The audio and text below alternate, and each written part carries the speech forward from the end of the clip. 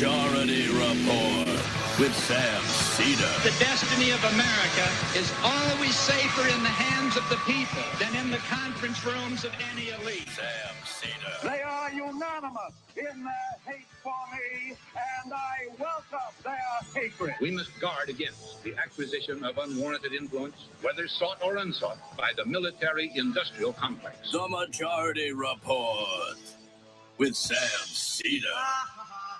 Ever get the feeling you've been cheated?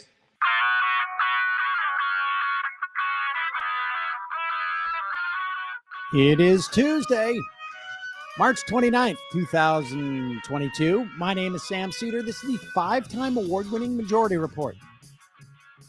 We are broadcasting live steps from the industrially ravaged Gowanus Canal in the heartland of America, downtown Brooklyn, USA. On the program today, Russia vows to reduce its attacks in northern Ukraine. Ceasefire talks seemingly making progress. U.S. COVID deaths under 800 daily for the first time in months. Meanwhile, Judiciary Committee vote on Ketanji Brown Jackson's nomination set for April 4th. Biden administration releases a budget proposal including a 7% boost in domestic spending and a ridiculous 10% boost for defense. Meanwhile, that same Biden budget includes a minimum rate of tax and a wealth tax on wealth that exceeds $100 million per family. DOJ supports antitrust legislation that would implement a platform neutrality for companies like Amazon and Apple. Classes resume today in Minneapolis after teachers approve a contract and end their strike. Meanwhile, thousands of Sacramento teachers still on strike, one that started last week. Governor DeSantis signs a Don't Say Gay bill in Florida. It is now the law in Florida.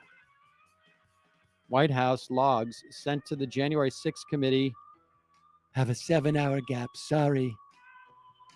Don't know how that happened. This, while a federal judge yesterday says Trump most likely committed federal crimes over the 2002 election. And the House Oversight Committee is having hearings on universal health coverage as we speak. All this and more on today's program. Ladies and gentlemen, welcome to the show. Joining me as always, Emma Vigeland is here. Hello. It is Newsday Tuesday. Whoa. Uh-oh. Look at this. I said that last time. You guys had the same reaction. Really? Mm-hmm. Don't remember. Well, sometimes it takes, Both of you got to say things. Sometimes you got to say things twice for it to stick, right? I mean, That's repetition. That's what exactly. they say. You got to say it over and over again. Although I am happy that Newsday Tuesday. right, I like that. I got to amaze you twice in a row. Can't 2 Tuesdays in a believe. row. Can't believe. Now I'm starting to feel like I said this exact same thing last week where I said I can't believe that we haven't ever contemplated that before. I think that's exactly what happened. Yeah. I'm starting to suspect that Hump Day wasn't new either. Yeah. Interesting. I feel like I'm like my memory is so bad that I'm having the exact same thing play out now. It's only a week apart. It's okay. Matt had the same reaction, so you're not alone. Maybe it's something in the water cooler. Uh-oh. We got to clean that thing, incidentally. Maybe something in the Seder. I don't. No, we got all the printouts of the stats of the CBD. If there was anything in there, we'd know about it. We would know about it. Yes. Let's get right to it. DeSantis, in prepping for his run for president, it may or may not be contingent upon Donald Trump being alive or being of, well, I'm going to say sound mind, but here is now look, I don't even know if there's a subtext here. And for a long time, we heard, I mean, years ago, people would say, like, it's not over. I mean, who was it that had the, he wrote a book. We had him on. He has a show on Sirius. Michael Signorelli, I think it is, wrote a book saying it's not over or something to that effect, suggesting that despite the fact the Supreme Court found that it was a constitutional protection for people who wanted to marry someone of the same sex, that they could do so in this country, and that it had been sort of like settled law and that the Republican Party had moved on. And they did on some level. They moved on to being the party of transphobia. But the idea that homophobia as a political instrument in the Republican Party had gone away, if you were under that belief, understand now it was a mistaken one. Yeah, it is their new transphobia, not new, but their embrace of transphobia is just a way for them to launder their latent or quieter homophobia that they put Yeah. on the back burner. Which is now they're starting to turn the volume up. Yeah. And we're going to see a Supreme Court that is going to, I am quite convinced, inhibit that right for gay people to get married in some form or another. Or they're going to allow states to abridge it. We're going to say, basically see, and they're going to overturn Roe v. Wade or, in some ways they've effectively already done that. We're going to see the same sort of MO with gay marriage and rights for gay people in this country. And this is a sign of things to come. You start with a law, and who knows exactly how this law will be put into practice, if we will see teachers fired for saying to their third grade students, I'm married to a man. If they're a man, I'm married to a woman if I'm a woman. We'll see about that. But what it really is meant to do is to signal to parents, to people in Florida and around the country, that the problem is gay people are grooming our children. They are predators. That's what this is meant and designed to do. That's why it's protecting our children. The sign behind them. We're protecting them from what exactly? From hearing about people being gay? Well, because that might turn them gay or trans. This is the point. This is the point. We are going back. The future is taking us back to the past where gay people are predators. That there's even people in Hollywood that are opposed, to providing protections for parents and enforcing parents' rights. The one thing I'll say about that is, if the people who held up degenerates like Harvey Weinstein up as exemplars and as heroes and as all that, if those are the types of people that are opposing us on parents' rights, I wear that like a badge of honor.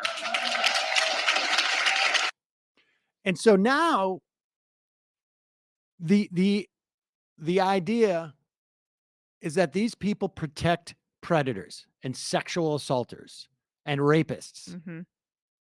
And we don't. And that's what this legislation is about. They are looking to basically reinvigorate, to the extent that it had gone away, but to sort of reintroduce it to the public, the idea that gay people are predators. And the Harvey Weinstein thing is not very subtle. I mean, they even though I just looked it up, some photos of Trump and Harvey Weinstein standing next to each other. Same with Jeffrey Epstein. They're all, swimming in the same pool there. But this is a way to tag regular teachers, regular queer, trans, whatever, gay teachers in Florida with the tag of sexual predator. And it works nicely for the base that they want to cultivate. Indeed. So, keep your eye on this because this is where things are heading. This was 2004. It was a big driver of Republican voting.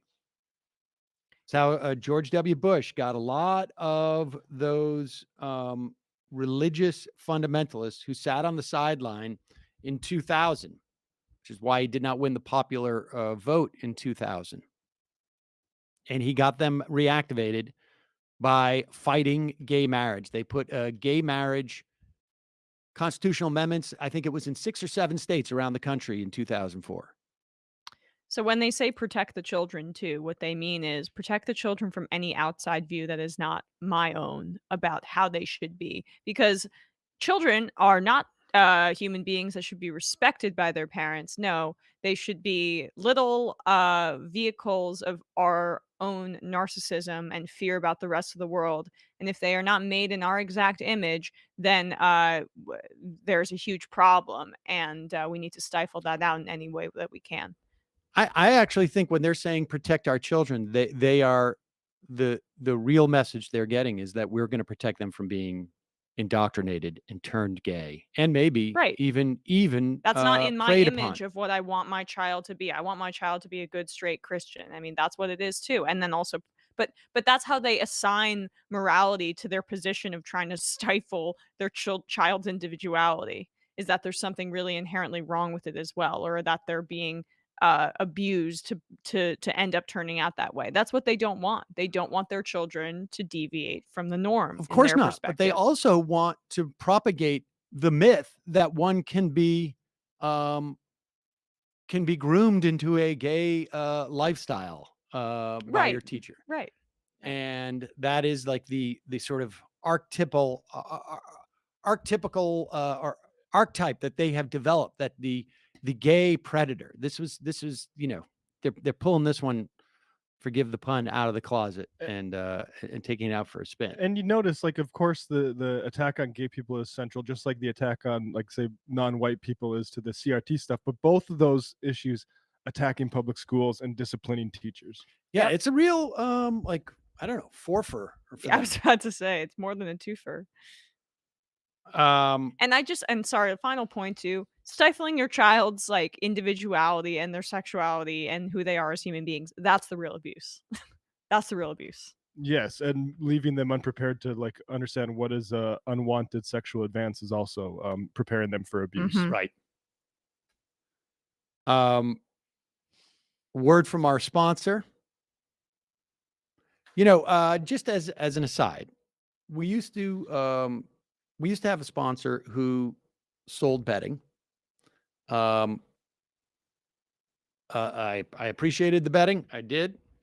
Their business practices were no good, from a political standpoint, from our perspective, that they had a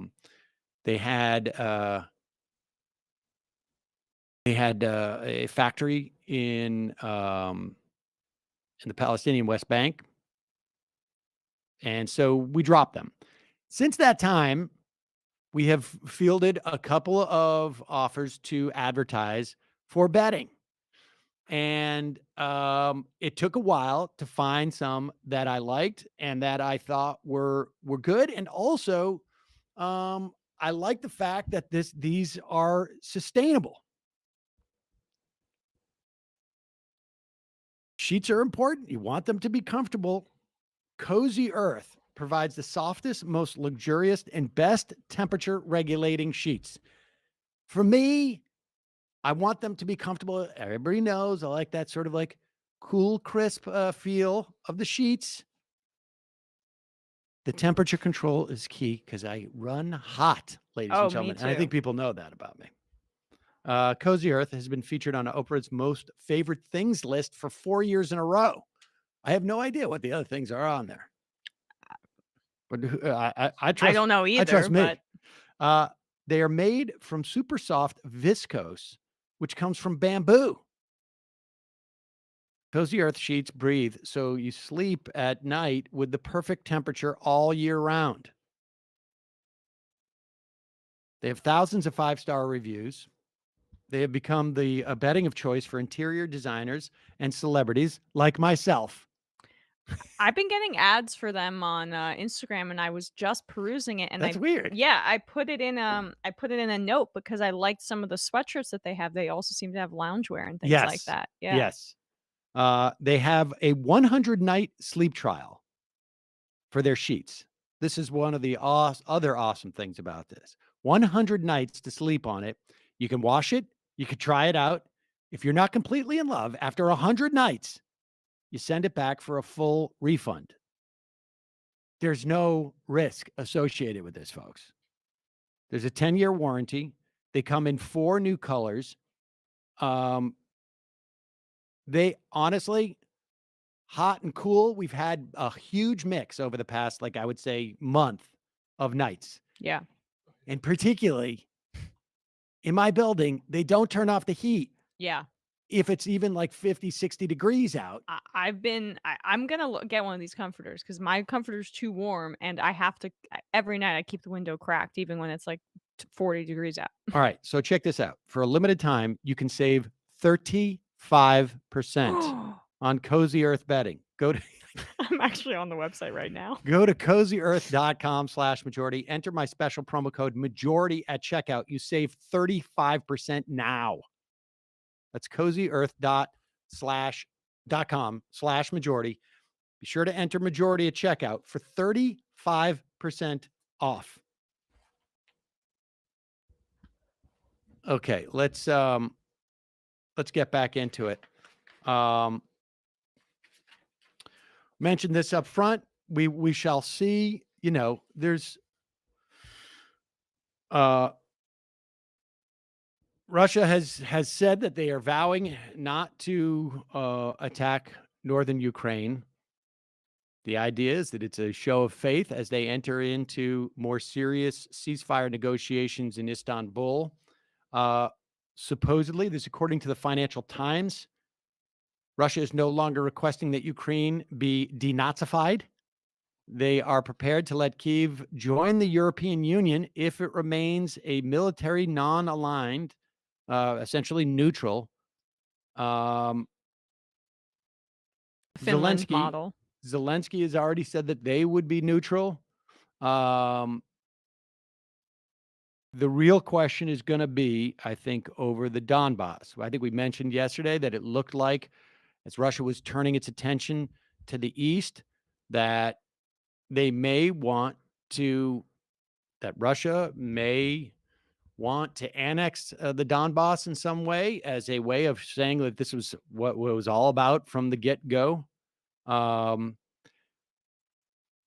As part of the agreement under consideration, according to the Financial Times, Ukraine would also refrain from developing nuclear weapons or hosting foreign military bases, in addition to pursue abandoning NATO membership. However, Ukraine would get what they are calling at the moment wording that is close to NATO's Article 5, which basically says that alliance members can rely on, if one of them is attacked, security guarantees from other members of NATO.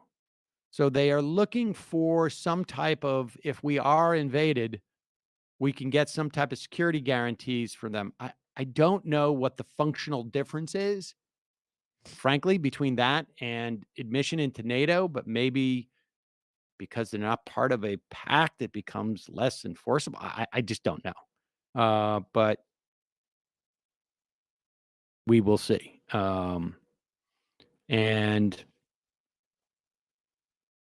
of course, this all needs to be ratified by parliaments, et cetera, so we will see. Russia is demanding that Ukraine, or supposedly is demanding that Ukraine recognize Russia's control over the Crimean Peninsula, which was annexed by Russia in 2014, according to them, and the territories run by Russian-backed separatists in the eastern Donbass region, as I said. So apparently, Ukraine is also prepared to discuss some humanitarian issues, such as restoring Crimea's water supply and pledging never to try to take the peninsula by force. So we'll see. There's starting to be like broad outlines of maybe how this thing ends. And it's going to be painful. I mean, it's going to be a painful, I guess, compromise for Zelensky and for Ukraine. But the primary objective is for the fighting to stop and for death to stop. It is, yeah. I mean, I sort of at this point, I don't know. I'm sort of agnostic as to, you know, what Ukraine should or should not do in terms of accepting which terms or not, and but whatever brings about a cessation of the killing of civilians, in my estimation, is best. So we'll see. We will keep you updated there, and just, you know, I guess it's worth saying there are some people who are skeptical of the whole thing and think that maybe this is an attempt by Russia to bide some time so they can reinforce their troops and spell them for a while, because Ukraine, by all accounts, is on offense, at least in terms of on the ground at this point. And but I mean, who knows? It's very difficult to assess these things, as we talked about with Jack Crosby at the show on Saturday. On Saturday, we had a lot of guests at that show. We're not going to do a show like that again. Maybe in Brooklyn, it's worth doing like a show where we have 47 guests. Yeah, but that can't happen in other places. It wasn't really. The issue also was that we went like an hour with our first guest. There's a lot of substance in that show. There was a lot of substance in that show, and a lot of comedy and substances. That's yes. true. People have asked, are we going to release it? And at this point, I don't know that we're going to release it in full. Obviously, it's released to the people who purchased the streaming links, and they can still see it with that link, right? That link should still send them that, right? That they got originally. And we may take segments of it and put segments of it up on our YouTube over time. We may release the whole show, and certainly we're releasing it for members. That's what we're going to be doing. So if you really want to see it and you've been thinking about becoming a member, head to jointhemajorityreport.com, become a member, and you will see that soon enough. And if you join as a member, of course, you always have the opportunity to go back and watch shows that we've done for 10 years, 12 years. Friday is what, April 1st? Thursday, I won't be here, will mark 18 years I've been doing this. Wow. Jesus, mother effing Christ. Yeah. It's exhausting. I'm already exhausted. 20 years is going to be a hell of a milestone. It's a long time. Yeah, it is. It's like in my second career too. Jeez. Just a couple of COVID notes. Coronavirus deaths down below 800. I think it was something like 736, but that's a 14-day tally, 14-day average, I believe. And I've got 753 deaths yesterday. Oh, was that yesterday, or is Yeah. that the 14-day? That's the daily average, and I don't know if that's over the course of the last 7 days, maybe. And so we're under 800 for the first time since last summer. And hopefully that continues to drop. The FDA just announced that people over the age of 50 are now eligible for their second booster. Charge. You charge. And I am headed there. I almost went and got one the other day without having the FDA approval. I was just going to sign up and go in and say, I don't have my card. But now I don't have to do that. Yeah, I was a bit more conscious of it because of the fact that we were around so many people on Saturday. I was like, I hope I can get a booster soon. Someone's just asking on the IM, Lori from SC, can we still buy a streaming link for the live show. Yeah, maybe we'll work out something like that where you can buy a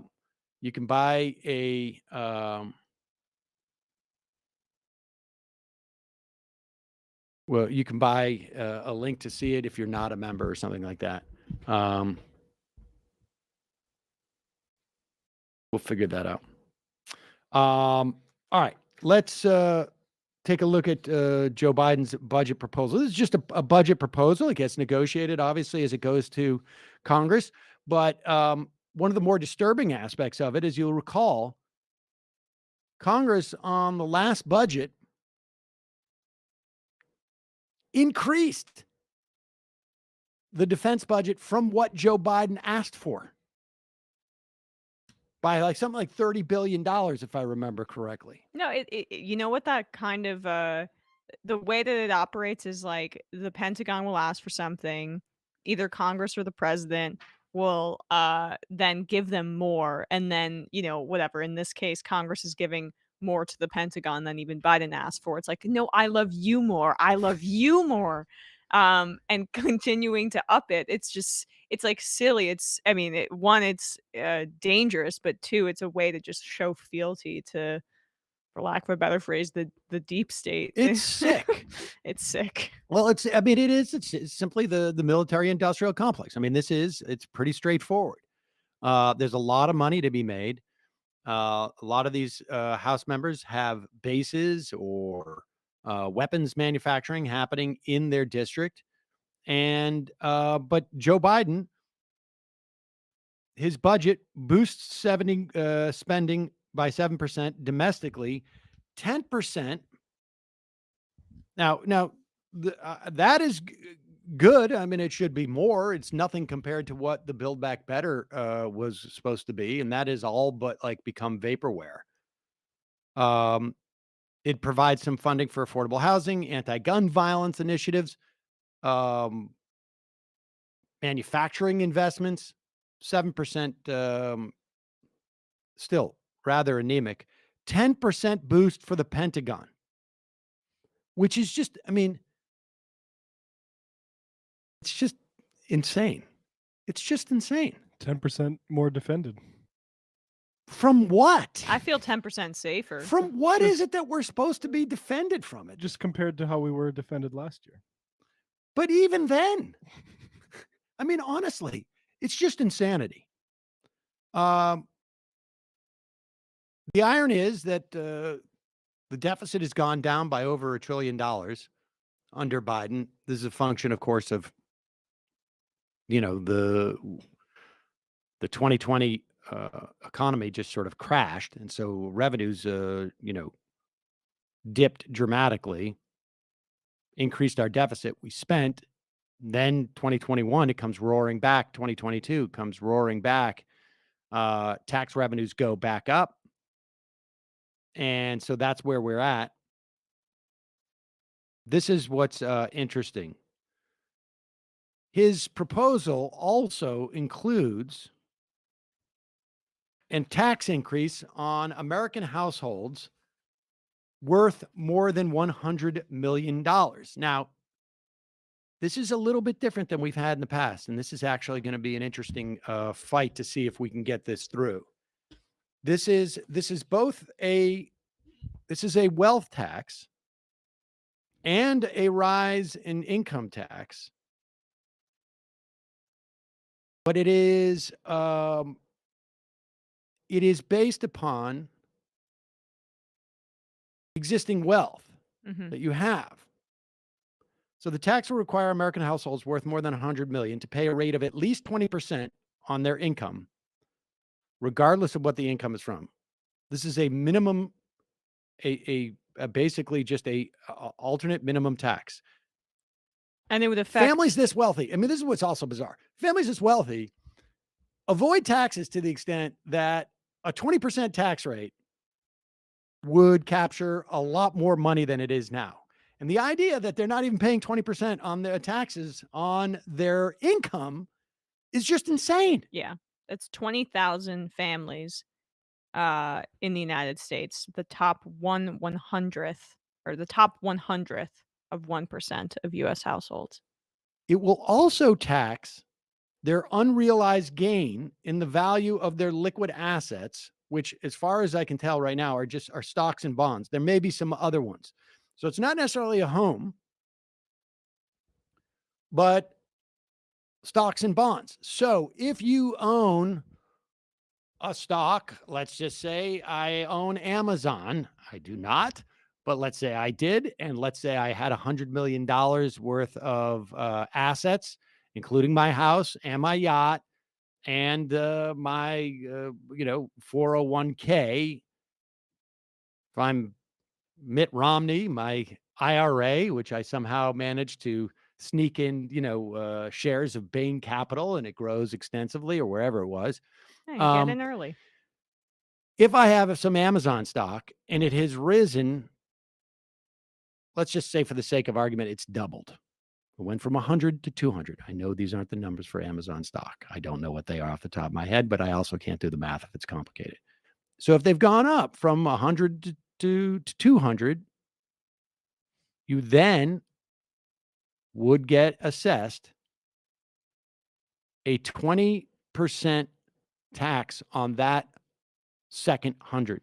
So you would pay $20 on that second 100. Anything that is gained, even if you haven't sold the stock yet and taken it off the table and put it in your pocket. That's the way it's been working now. You're subject to capital gains tax after you sell the stock. In this instance, it would be unrealized gains. Gains that are there on paper that you have not yet taken off the table. You're still gambling. It's basically saying, we're going to take a chunk of it. And what these kinds of wealthy people have the ability to weather markets ups and downs, keep that kind of money in stock portfolios like that, and just it can be there indefinitely and continue to gain and gain and gain without necessarily being taxed. Right. On top of which, it also functions as a way for them to get as collateral for them to get other money that they don't get taxed on. So this is like the dirty little secret of being this wealthy that I only have like the broad contours of, to be frank. If I've got $10 million in the stock market with some investment brokerage firm, I can get almost a 0% loan from them to, let's say, buy a house. And basically get free money for them because they're getting fees or, they're using this other money for collateral. Now, none of this is taxable in this instance. I'm going to get this money to buy this house, this $5 million house, this $3 million house. The money's not going to cost me anything in terms of interest. The house is going to accrue in value. So I'm making money off of money that I'm not paying for. Right. And none of what's going on here is taxable whatsoever. And so in terms of... So you're saying so if you have a healthy or large portfolio with JP Morgan, you can turn around and use that portfolio as collateral for like in the real estate. I'm not even sure it's actually literally legally collateral. It's just that if you maintain an account with us, if you maintain an account with us with $5 million in our brokerage services, we're going to give you a 0% loan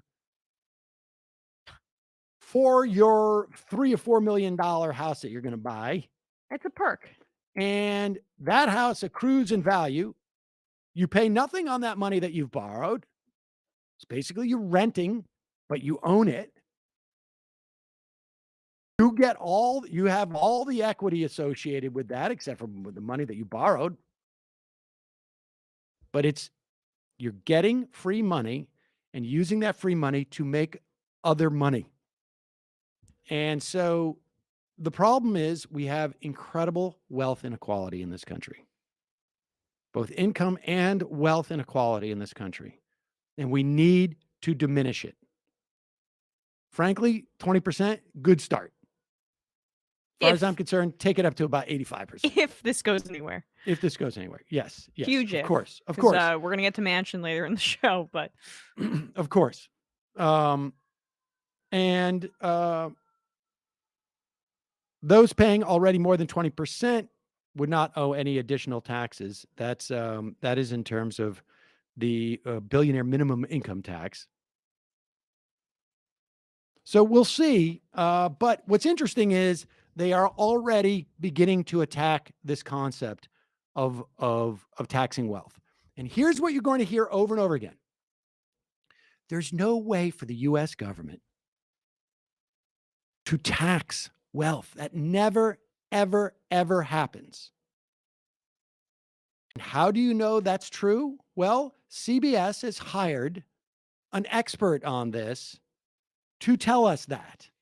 His name is Mick Mulvaney. You may remember this name. Yeah, that sounds familiar. He was one of the lead members of the Tea Partiers and the Freedom Caucus in Congress, one of the most bat-crap conservative people in Congress until he became the chief of staff for Donald Trump. The man is, let me put it this way. When it comes to taxation or regulation or a whole host of things, you cannot get a more ideologically biased person than this. He was also OMB director underneath Donald Trump. You cannot get a more ideological spokesperson against taxation than Mick Mulvaney. See if you can divine that from this CBS News. And I should say there's a thread by Matt Negrin of I think MSNBC, yeah. And he's going through how CBS has basically only had Republicans on their Sunday shows on Meet the Press, and how they've been hiring a bunch of Trump officials and just calling them contributors, stacking the deck. So there's something going on here with the way CBS is trying to frame these CBS would be things. Face the Nation, but yeah. Yeah, and also be clear here. We can talk about Fox News. Oh, did I say Cable Meet the Press? News. Face the Nation, sorry. We can talk about cable news all we want. CBS still goes to millions of people. When you watch CBS News, the last thing you're thinking is this is ideological. See if you see one clue as to who this guy is other than just generic OMB, Office of Budget Management head. Biden has announced a $5.8 trillion budget proposal for the 2023 fiscal year, which includes a wealth tax for the richest people in the country. Households with assets of more than $100 million would face a minimum tax of 20%. So here to discuss is Mick Mulvaney. He's a former Office of Management and Budget Director. And today I am pleased to welcome him as a CBS News contributor. So happy to have you here. Thank you so much. You're the guy to ask about this. So we learned yesterday that Pause it. First off, I mean, just think about how glib 20% minimum tax on $100 million. You could just stop right there if you're saying this on national news and just go isn't that insane that we don't already have a minimum of 20% tax on people who have assets over $100 million? Right. That's insane. That would be you could just go off for a half an hour on that. This is to put Mick Mulvaney up there. The only thing equivalent would be to bring on, someone from Code Pink to talk about the increase in the military budget without mentioning that they were with Code Pink. I mean, it's, I'm just trying to think of something there is no, I don't know that there is a figure, I'm not talking about a Kudlow, this guy of all the people in terms of cutting taxes. Yeah. Mick Mulvaney. And he's the guy to talk to assess this massive, massive income disparity, this proposal to address wealth. And I just want to quickly correct myself. The guy that I cited earlier is joking when he says he's from MSNBC. He's a different reporter, but keep going. It's a language of wonkery. We got the best wonk in DC to talk about this. He was a former bureaucrat, Right. Mick Mulvaney. Right. And completely ignoring the fact that he's actually one of the, first of all, he was a horrible, horrible on the wonkery side. Really only. And the idea, you don't even say it's former Trump OMB director. It's just insane. They know exactly what they're doing. Yep. And today I am pleased to welcome him as a CBS News contributor. So happy to have you here. Thank you so much. You're the guy to ask about this. So we learned yesterday that some of the plan is, the proposal is to tax some of the richest Americans in this country in a way that they have not been taxed before. Can you sort of explain the proposal for us and how it would work? Yeah, really simple. Keep in mind that the proposal is just that. There won't be a lot of details to it because this is a budget document. But the rough idea is this, is that somehow the government will identify households that are worth more than $100 million, and that somehow those folks will be taxed so that they pay at least 20% tax. It's unclear if that's tax on income or wealth. It really is a very different way of measuring wealth in this country, Emery. We've never taxed wealth before. We've taxed income. In fact, pause. You know, this somehow is so mysterious. How are we going to do this? And he's going on to say that we've never taxed wealth before. We've never taxed property. What he doesn't mention is we have also something called property taxes. And what do property taxes do?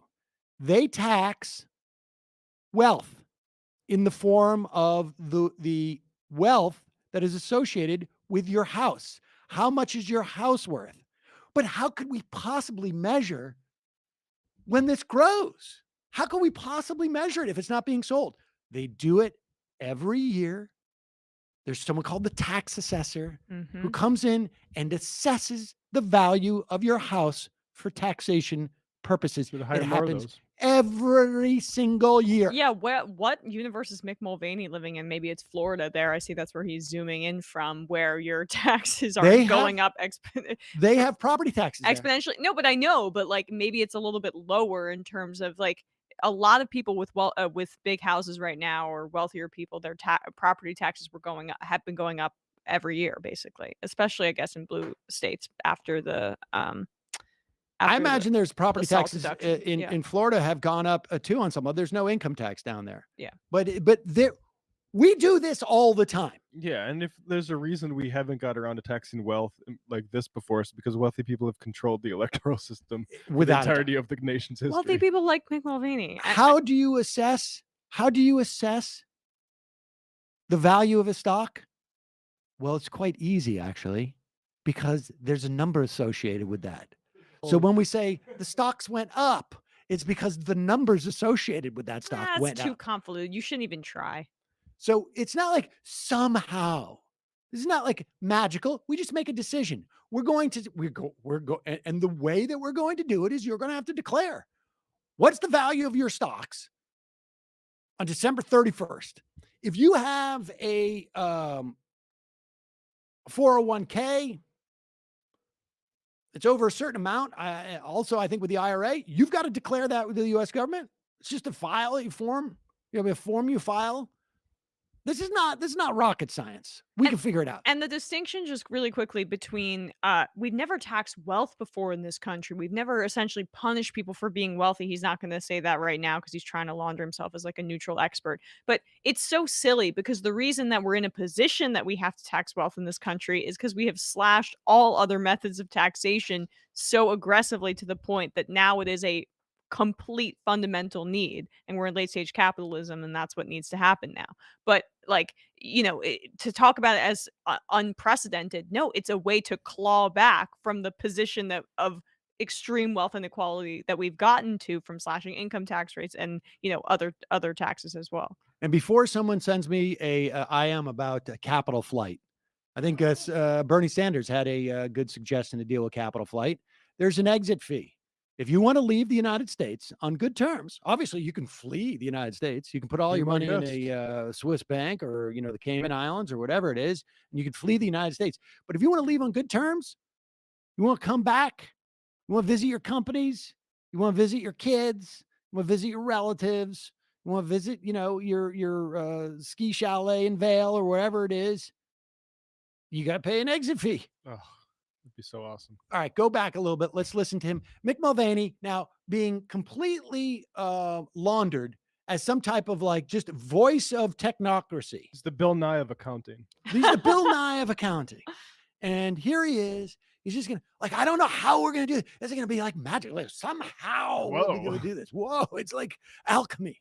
The government will identify households that are worth more than $100 million, and that somehow those folks will be taxed so that they pay at least 20% tax. It's unclear if that's tax on income or wealth. It really is a very different way of measuring wealth in this country, Emery. We've never taxed wealth before. We've taxed income. In fact, the Constitution might not even allow a property tax. It does specifically allow an income tax, but that's the basic framework. We'll find out how much money you've got on things like unrealized stock gains, businesses that you might own. And even though you didn't make money off of that last year, we're still going to tax you on it. That's the basis of the proposal.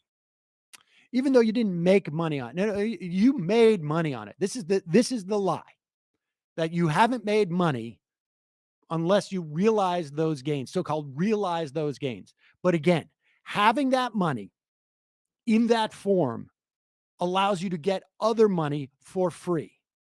And so this is the way wealthy people live.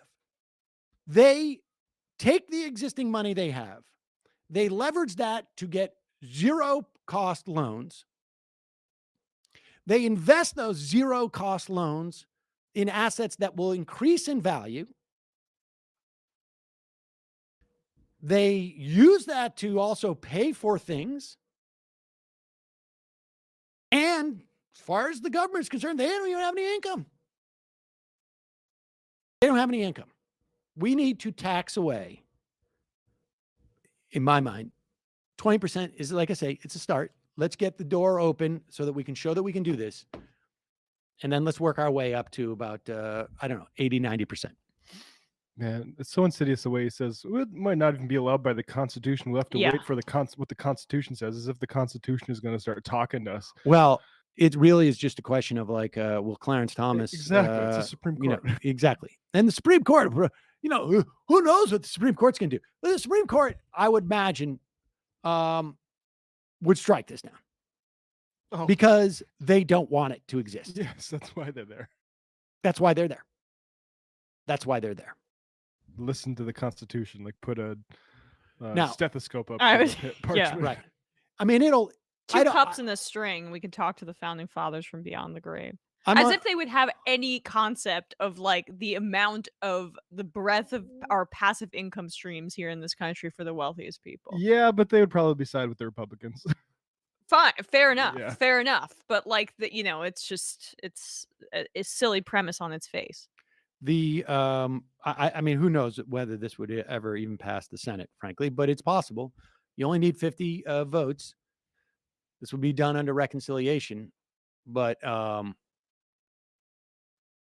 course, Joe Manchin. And speaking of Joe Manchin, I want to just go through some of the highlights of this article. Yeah. I know I mentioned it yesterday. This is really important for people to understand. Good on the New York Times for doing this, even though, again, as you said yesterday, the political reporters will pretend it never happened. Exactly. It'll still be Joe Manchin's concerned about the deficit. Joe Manchin's concerned about inflation. Joe Manchin doesn't want to see a lot of money spent on, electric charging stations or anything. This is because it's for the good of the country in his eyes. We may have a disagreement, Sam. And back in the day, libertarians would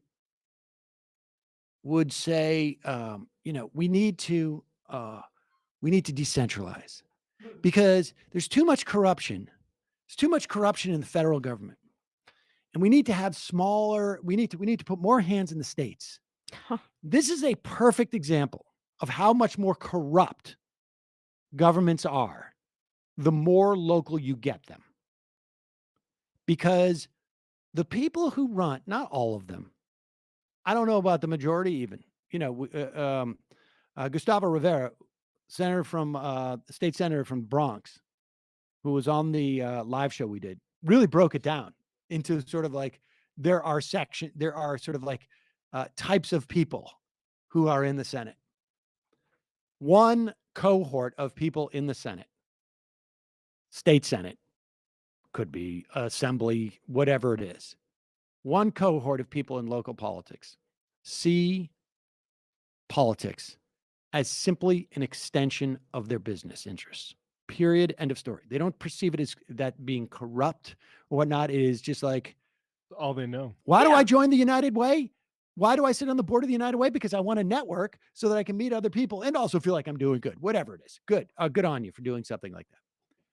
Why do I become state senator? I become state senator because it's going to allow me to run my business.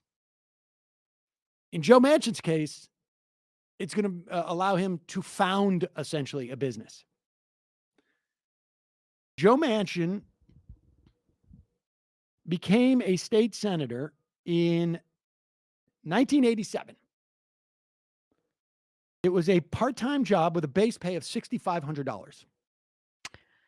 His family's carpet cushy. business. Well, yeah, and they do that just to say so like you need an outside source of revenue in order to serve in these positions. I would love to see. I mean, there's no email back then, but I would imagine if that was in present day, the amount of like work emails that he would send were over under set at 10.5. His family's carpet business was struggling. And at that time, there was a business, Grant Town Power Plant, that was just looking to be built. Some developers wanted to build this in Grant Town. That is a place in West Virginia, just south of Pennsylvania. And Manchin ended up helping these developers build this. He went into business with Grant Town.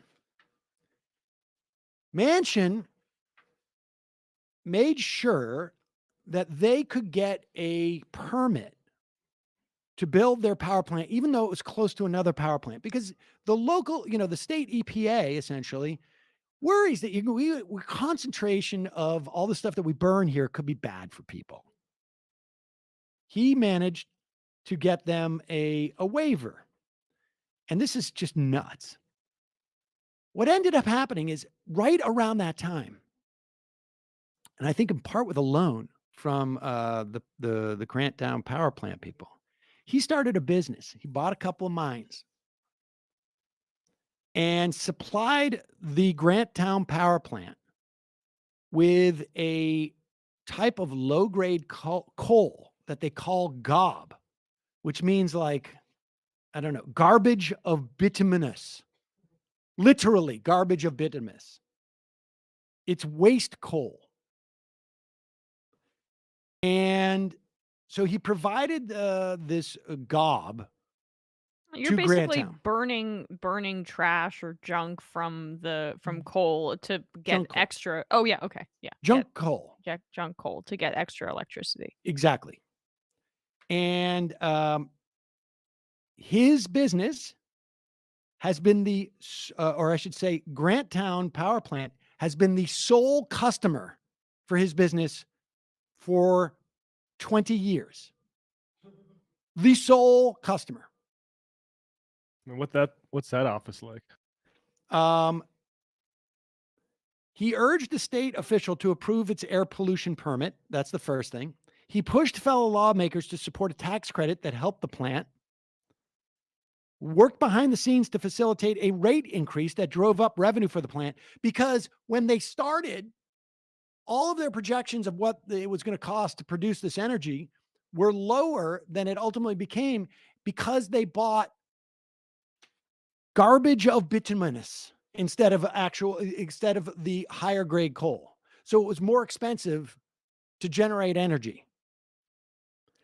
So not only is Manchin making all of his millions of dollars by selling this garbage coal to this power plant, helping them overcome all of the hurdles that would have killed a different plant, it's actually costing the ratepayers, his constituents, more money to subsidize the use of his garbage that they're burning.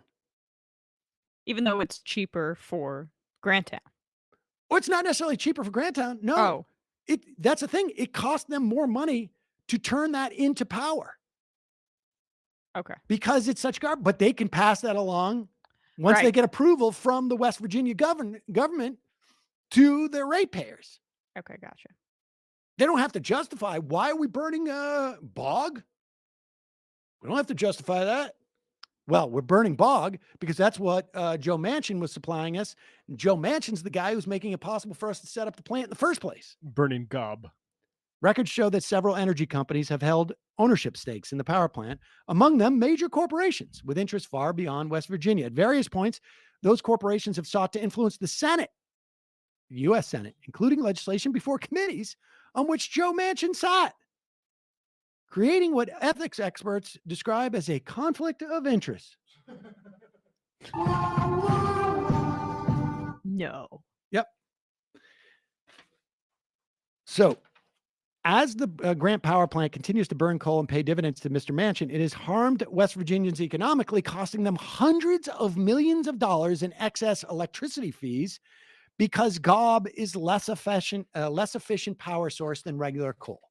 This is just, it's just the multiple ways that Joe Manchin is literally screwing his constituents is mind-boggling. This account from the New York Times, based on thousands of pages of documents from lawsuits, land records, state regulatory hearings, lobbying, and financial disclosures, federal energy data, and other records spanning more than 3 decades. The documents and interviews show that at every level of Mr. Manchin's political career, from state lawmaker to U.S. senator, his official actions have benefited his financial interest into the Grant Town plant, blurring the line between public business and private gain. They own, he and his wife, assets between $4.5 and $12.8 million as of 2020. That's according to Senate financial disclosure. That's a pretty wide gulf there. That's a bigger gap than my 2 kids.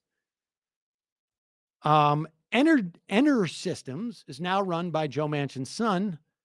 In 2020, it paid Mr. Manchin almost $500,000, according to his filings, almost 3 times his salary as a United States Senator. From 2010 to 2020, Manchin reported a total of $5.6 million from the company. And I just wanted to look up before we move past that part, the gob coal or whatever, has 4 times more mercury than regular coal. Just so people understand, you know, what Manchin was doing here. That and the permit that they got was probably didn't even take that into consideration. So what happened was in 1978, you had all the energy crisis. The Congress made it easier to open up plants that were going to burn standard coal, 4 times the mercury. The developers who planned the Grant Town plant created a company called American Bituminous Power Partners, or AMBIT. It signed a contract with a local utility, Mongolia Power, to purchase the electricity it produced from GOB. So Manchin is a state senator. After helping win the permit for the plant, Manchin began to profit from it. On October 5th, 1989, one of Manchin's companies, Transcon, bought an old coal mine in Brockville, 5 miles south of Granttown, for $380,000. It's unclear where he got that money. That same day, maybe he didn't even need the money, because that same day he sold the property and its gob piles to Ambit for $500,000. You follow this? Yeah. If I go buy a piece of property and I say, here's the check, before you have a chance to cash this check, I get another check for $380,000. Here's my check. I get another $500,000 that comes into my bank account. I got that 380 covered, and I just made $120,000. But not only did he sell that to Grant Town, he also got a share of the revenue generated from it. He signed another deal with Ambit that Manchin, involving another old coal mine that Manchin owned. He leased that mine along with the gob on that property to Ambit. In return, Ambit agreed to pay not just rent to Manchin, but also 1% of the gross revenue from electricity generated by burning gob from Manchin's old coal mine that he sold. That's the way you launder these deals. But you do 2 deals. Yeah. You have the terms from the second deal tied into the first deal, so the first deal doesn't look as bad. Once the Granttown plant opened, Mr. Manchin urged his fellow state lawmakers to back a tax credit for the power plants that burn gob because they're not getting as much out of that gob as the regular coal would be. Only 3 plants in the entire state burn gob. Granttown was one of them. As the Granttown plant continued to buy Manchin's gob, Manchin's political ambitions grew. He was elected Secretary of State. In 2000, 4 years later, he rode a landslide into the governor's mansion. From that position, he helped the power plant win an even more coveted prize. Shortly after the Granttown plant began burning gob, Gambit said the operating costs were higher than expected and the company was going to need more money for the electricity it was supplying to Manchin's constituents. Mm-hmm. So the gob he's selling to the plant was inefficient to burn for electricity. So it was going to cost the power plant more. So they needed to maintain their profits. So they needed to get their constituents to pay more money. The West Virginia Public Service Commission said, we're not doing that. We're not doing that. Yeah. Probably because the utility company, Mon Power, was like, we're not going to pass on this, cost to our constituents. Well, in 2006, Manchin becomes governor. Gambit seeks the rate increase again. And Governor Manchin, who is literally making royalties on that money, agrees to it and pushes it through. This is like the idea that after this was published, the Department of Justice is not knocking on doors in West Virginia, that the FBI is not going in and raiding places. Well, I mean, maybe it stopped, and then when he was elected to the U.S. Senate, then he was stopping, I don't know, being one of the, quote, most vocal opponents to the EPA's proposed limits on emissions of mercury and other hazardous substances from power plants. The mercury regulations, which eventually took effect, were partially threatening to plants like Granttown because gob generates more mercury per kilowatt of electricity than when burned than traditional coal. So he took that pro-mercury emission fight to the federal government as well. This guy, and we're not even talking about all the corruption that was involved with his family and putting his daughter at the West Virginia State University, and like making the university act like she had a qualification she didn't have, so she could continue being a CEO of a pharma company that he helped land her at.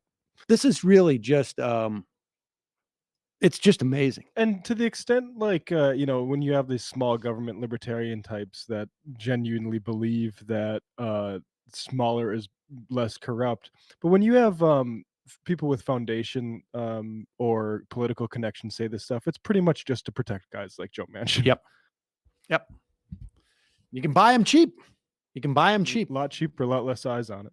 Yep. And this guy's gotten away for it for decades. And here's the horror story of all of this. Joe Manchin had decided to retire. Republican would be representing West Virginia. And all the federal judiciary would be basically frozen. We would not have a seat on the Supreme Court. I mean, this is how effed up things are. And it's a no-win situation. Well, I mean, the bottom line is, you look for the Democrats to do a pickup or two in the Senate. I don't think it's going to happen. Jeez. But still like to see this guy go to jail. Like tomorrow. Yeah. And it's just like also in terms of the way that the very thinly veiled way that you hide these business connections, like, he's disclosed these connections on his to the Senate in this official capacity. It's those disclosures are designed to be as thin and as easily worked around as possible for guys like Joe Manchin. And that's why he's still in power. Yep. Really stunning. And of course, you're the governor of the state. Who's going to come after you? Yeah. Who's there to come after you? All right, let's bring Nomi in. Just a reminder, it is your support that makes this show possible. You can become a member at jointhemajorityreport.com. When you do, you not only get the free show free of commercials, you help the show survive and thrive. Don't forget, speaking of the big live show in Boston, May 15th, 2 p.m., go get your tickets now. I'm starting to think it could sell out. I just have that feeling now. It's close. So check it out. Also, AM Quickie, amquickie.com. You can hear from Jack and Corey every morning. Top news stories of the day. And justcoffee.coop, fair trade coffee, tea, or chocolate. Use the coupon code majority and get 10% off. Nomi. Can we bring her in? 3, 2, 1. Bingo. Whoa. Hi, why am I so big? Huh? Do I have to move back? I'm so big. Well, Do I have to do this? We're all the same size. Okay. You can also zoom out. Wait, a little I bit can if do. you want. I was slouching. You can zoom out a little bit, Nomi, with your camera. How do I? if you want. Oh, okay. Well, that's like extra technology that I have to be trained on. We Come can on. adjust it a little bit too. We'll adjust it at the break. Listen, I am okay with being the star of the show. Like, if you really want me to, it's okay. I'm down. Just coming off your star turn on our live show in Brooklyn this weekend. Yes. You know, you made me a star, guys. Just like that. So what's happening on your show this week? So tonight we have Alex Vitale on, who we love having on to talk about just the never-ending. We're going to talk a little bit about bail reform in New York because that's a big story right now. There is an assemblywoman who is Latrice Walker, who's on her 7th day of a hunger strike because Kathy Hochul, the governor, is not playing well with all the lawmakers who really put a ton of energy into bail reform. So I think we're going to focus mostly on that. But of course, he's a great expert on the criminal justice system. And then tomorrow, that's on at 8 p.m. tonight on YouTube, and then moving over to Rockfin. And then tomorrow we are doing a Black Women Running for Office panel. There was an incredible event last night with in DC with a bunch of candidates that across the country running for Congress. And we're going to have a few on to discuss that event and their races. Ben Dixon's going to join us for Solidarity Wednesdays. And we're going to talk about, I think, pollution as well. You know, that other thing with Ula Trabeck. And I think, Dave Sirota had a great comment on the Will Smith, which was, I think, what I was thinking. I was like, why? And maybe it's just like people love getting distracted by this stuff. And there was like a deeper well, it was also, there's other stuff. It was a symbol of a lot of other toxic things that happen in our culture. But that was the takeaway from the Oscars. Not, the world's on fire, we're in war. There's climate change. Antarctica just like cracked off today. I don't know if you noticed that. Yeah, Saw that story. Lost a huge ice sheet there. It's the Oscars. And at the end of the day, if you have to look at for the Oscars for any of that stuff that's going to be meaningful, it's not happening. But yes, point taken. Matt, what's happening in the Matt Leckian media empire? Well, yeah, speaking of David Sirota, we have Andrew Perez of the newly renamed The Lever, levernews.com, which used to be the Daily Poster. We're going to be talking about a couple stories about how Pharma's got Kirsten Sinema's back, how the Kochs are targeting the EPA. It's got a new story about an attack on Fetterman coming up from a Connor Lamb super PAC, and another story that's not out yet. So that'll be tomorrow night. Patreon.com/Left Reckoning to get the post game, and we'll be live at 8 Eastern on YouTube. Oh, and we're about like 150 or so shy of 2,000 subscribers on YouTube. So you're gonna want to go be one of those first 20K. I heard you were a Ukrainian. That's a good question. The lever. It's got to be lever. I don't know why I say lever. Maybe it's a North Dakota thing. It might be a North Dakota thing. Yeah. I think lever. Lever. Okay, lever. Lever sounds like you're leaving. Yeah, that would be weird. That might be a North Dakota thing. Why did they change it? See you in the fun half. 3 months from now, 6 months from now, 9 months from now. And I don't think it's going to be the same as it looks like in 6 months from now. And I don't know if it's necessarily going to be better 6 months from now than it is 3 months from now. But I think around 18 months out, we're going to look back and go like, wow. What is that going on? It's nuts. Wait a second. Hold on for a second. The Majority Report. Emma, welcome to the program. Hey. Matt. What is up, everyone? No me key. You did it. Let's go, Brandon. Let's go, Brandon. Bradley, you want to say hello? Sorry to disappoint everyone. I'm just a random guy. It's all the boys today. Fundamentally false. No, I'm sorry. Women's. Stop talking Oh, for wow. a second. Now let me finish. Where is this coming from, dude? But dude, you want to smoke this 7A? Yes. Hi, me? This is? Yes. Is this me? Is it me? It is you. Is this me? Hello, is this me? I think it is you. Who is you?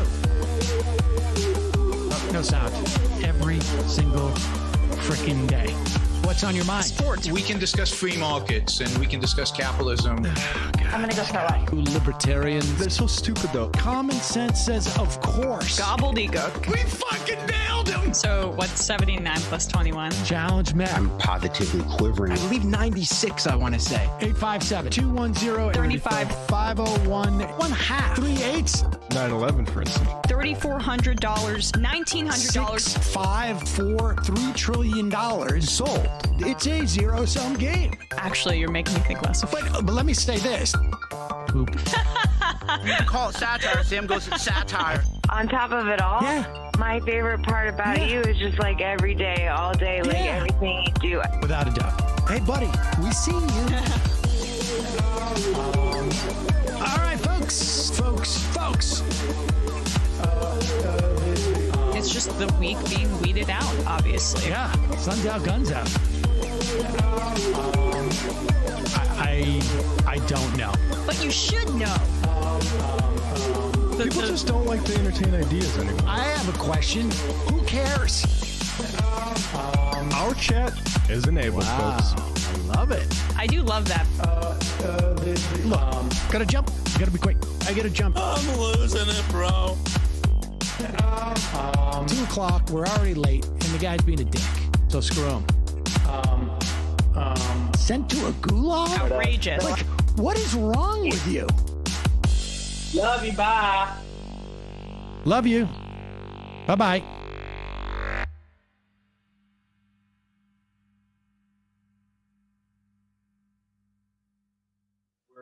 Oh my God. God. Fantastic. We are back. Sam Seder and the Majority Report. Emma Vigeland. Nomi Const. What's this? Here is It's a late edition, but yeah, this is a very good clip. floor speech from a Nebraska state senator, a guy named Bruce Bostelman. And he has exposed a plot by the let's listen to he'll explain. He's from District 23. He's exposed a plot. I mean, they're out there, folks, and people, you've got to be vigilant. Or go ahead. Shocked, I guess is what I would put it. It's called something called, and I'm a little shocked, I guess is what I would put it. It's called something called furries. If you don't know what furries are, it's where school children dress up as animals, cats or dogs, during the school day. Oh my God. They meow and they bark, and they interact with their school, with the teachers and that in this fashion.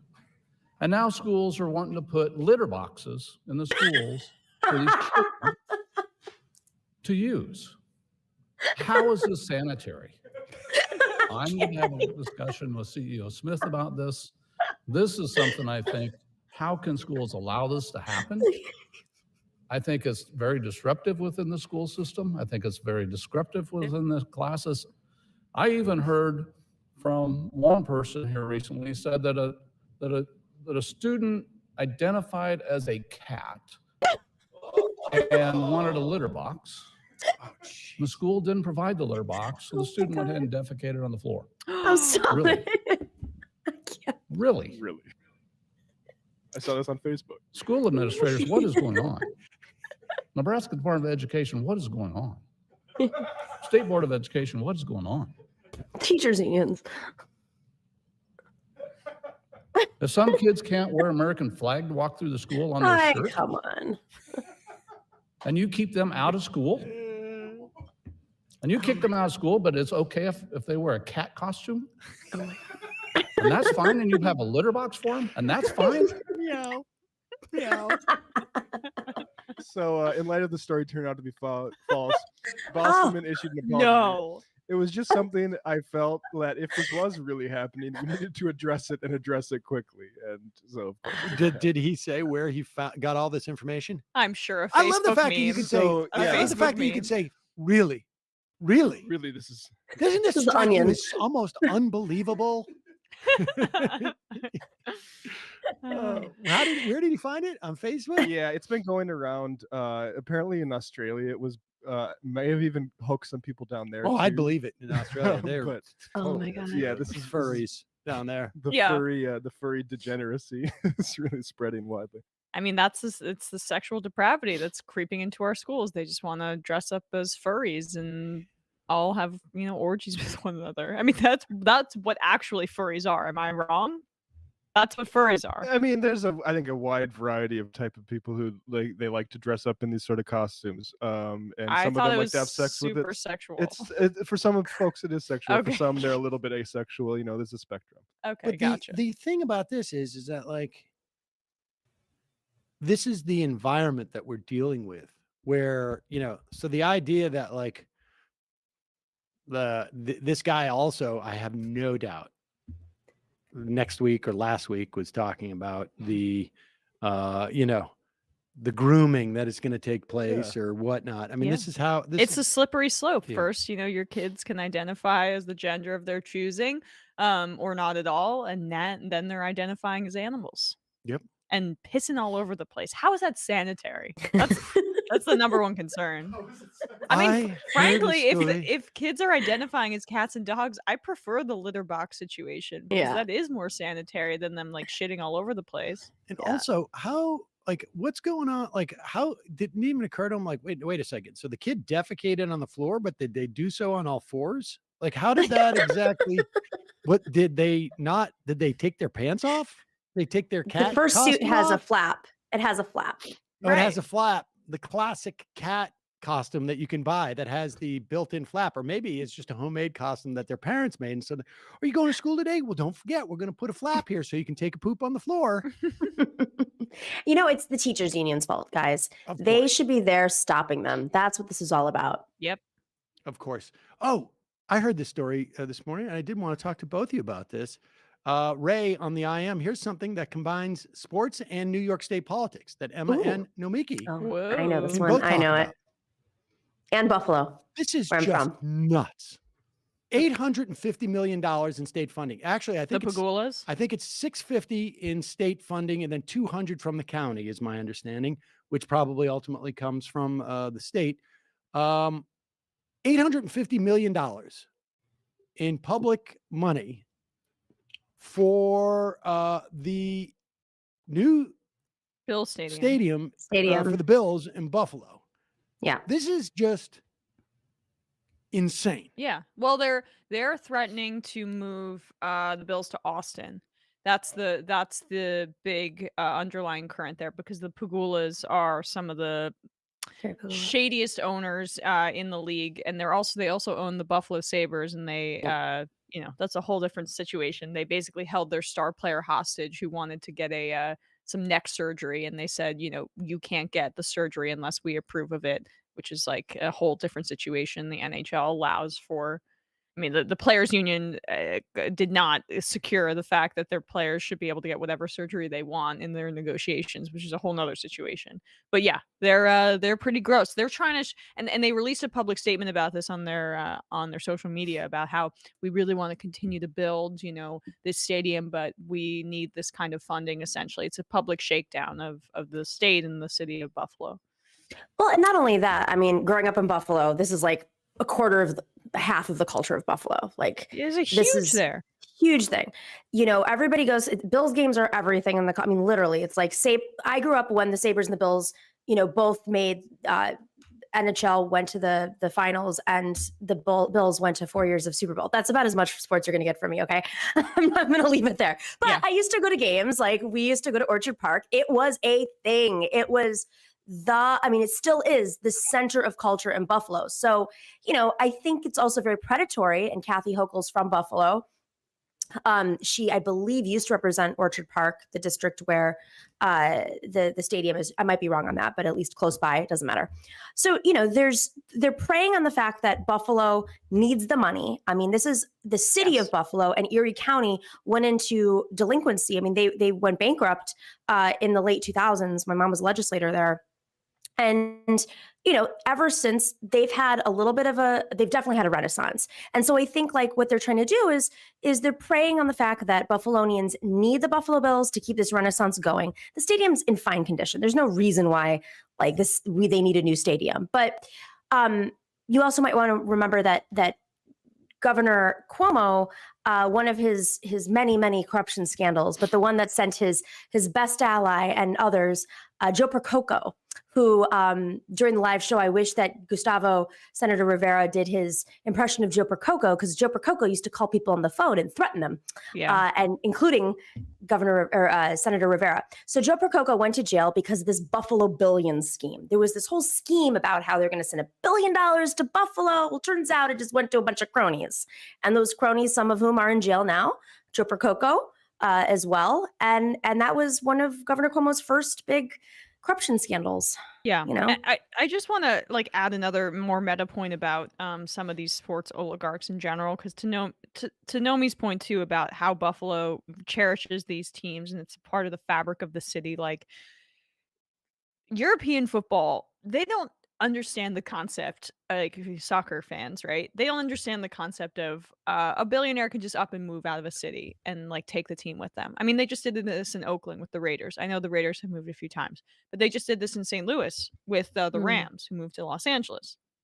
And the NFL had to settle some money with the city of St. Louis because they basically, lied and just up and left St. Louis with their team. These are major sources of revenue for the respective cities, especially a city like Buffalo or St. Louis, where where there is less money generated, and they rely on them. And the owners, the capitalists that own these teams, the oligarchs, they make a decision. They use that desperation as leverage. And that's why these teams need to be publicly owned and remain as fabrics of the city, as opposed to I don't know. Again, the Chargers are another example in the NFL where they were a big part of San Diego. They go to Los Angeles. Nobody goes to their games, but the owner of the Chargers got a better tax deal there. So that's how you do it.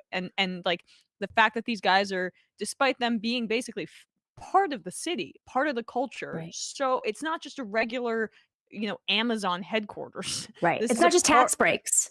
Right. This is a part of the way that, I keep repeating myself. This is a fabric of the city. The fact that these oligarchs can up and go based on better deals for their stadiums whenever they please. It's a very American way that we approach sports, but it's bad. I mean, that's why. There should be more Green Bay Packerses of the world where they're can't owned we also the fans. Can't there also be some type of federal legislation that doesn't does the NFL get some type of monopoly waiver or something to that effect? I mean, don't they? I mean, can't there be some strings tied to that monopoly waiver? They get a monopoly waiver because it may not be a monopoly waiver. It might be a different kind, but because each of the 32 teams are technically their own business. Yeah. So, let's, which is just garbage. That's absurd. It's of course, absurd. You can't have one football team. It's ridiculous. They're all part of a league. That's just a pretend. I believe that's also how the MLB gets around some of their labor regulations. You get rid of that waiver, and at the very least, you simply say can't move the name. Yeah. Right. I mean, can't move the team, or you can't move the team, but you can't maybe move the name. I guess you can't get the NFL to expand their, but you can't move the team. I mean, this is just absurd. Yeah. Well, think about this is $1 million. It's a $1.4 billion project. There's probably tax breaks associated with it. think about the jobs. I mean, I understand the culture and I know what Buffalo is, and a lot of jobs, not just at the stadium and with the Bills and with the press companies that are associated with it, but this is a big factor that people aren't aware of. You know how the services that are provided at all stadiums, concerts across the country. There's a company called Delaware North that provides like the food, and like if you go, you'll see Delaware North brands. Well, Delaware North represents Delaware Avenue and North Street Avenue. I know it's a side street, and that's where the headquarters of Delaware North is. The family, the Jacobs family, is I think, if not the wealthiest, but one of the wealthiest families out of Buffalo. I have no doubt that they had some sort of aspect in negotiating this. Not that, you know, it's relying on the Buffalo Bills being in Buffalo, but they've maintained their presence there. One of the family members is now Congressman Chris Jacobs, who took Kathy Hochul's seat. I mean, this is very oligarch like deal making here. I mean, that's what this is about. And this is, I think, we pull back the curtain on all these deals, it really does come down to a few oligarchs, you know, hustling for not just tax breaks, but these deals that affect hundreds of, I mean, thousands of jobs. I don't know at the end of the day how many industries rely on the Bills being there, and all the, you know, the bars around there, around, you know, in Orchard Park. I mean, it's offensive. It's offensive. Horrible. All right, let's read some IMs. Artie, audio is effed up. Better now. That was from the beginning of the show. Marco Bryan. As a Texan, let me be very clear. I love you all. Also, please come to Austin. If you do, I'm buying tickets to that live show. JB Davis, just a thought, meeting, no offense to anyone. Last week, you told a caller it was inappropriate for him to comment on Emma's attractiveness, yet you highlight a female caller doing the same thing to you. Isn't that also inappropriate? Me Too goes both ways. Well, here's why. No. Here's why it's inappropriate. Because she said it on the program in the past. I don't like I it. don't appreciate it. I, however, appreciate whatever anybody says to me, regardless. And so that's it. It's just about rudeness. And it's also about systemic stuff. Like, yes. You know, enough with these people being like, oh, you're playing identity politics. Yeah, because let's be real here. Like, do you see how women in the media are treated? And do you want to perpetuate that, or do you want to be respectful? Number one, ask the woman. But number two, you know, there is a systemic problem. And I'm sick of people being like, oh, you're playing identity politics. I'm a woman who lives in this world. Emma's a woman who lives in this world.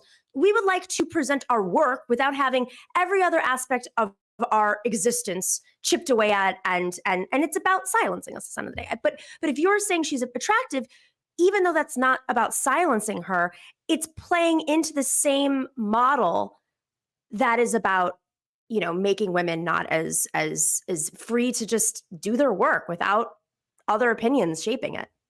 Yeah, I mean, the bottom line is like, yeah, like Naomi says, different. We're situated differently. Yeah, I mean, I don't mind it. I guess, I don't know. It's just, I just prefer. weird, It's too. just a little weird. Like, I just don't understand what the outcome you think is going to be. Like, It's like, yeah, it also says more about you than I don't know. It's just weird.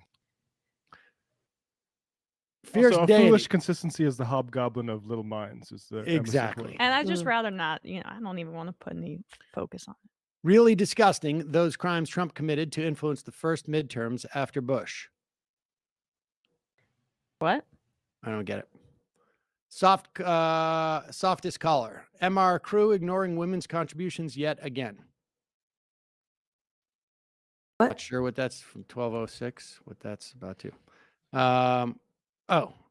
Animal Psych. Sam, I think you went back in time. You said 2002 instead of 2020 for Donald Trump's election crimes. Oh, okay. Now I get it.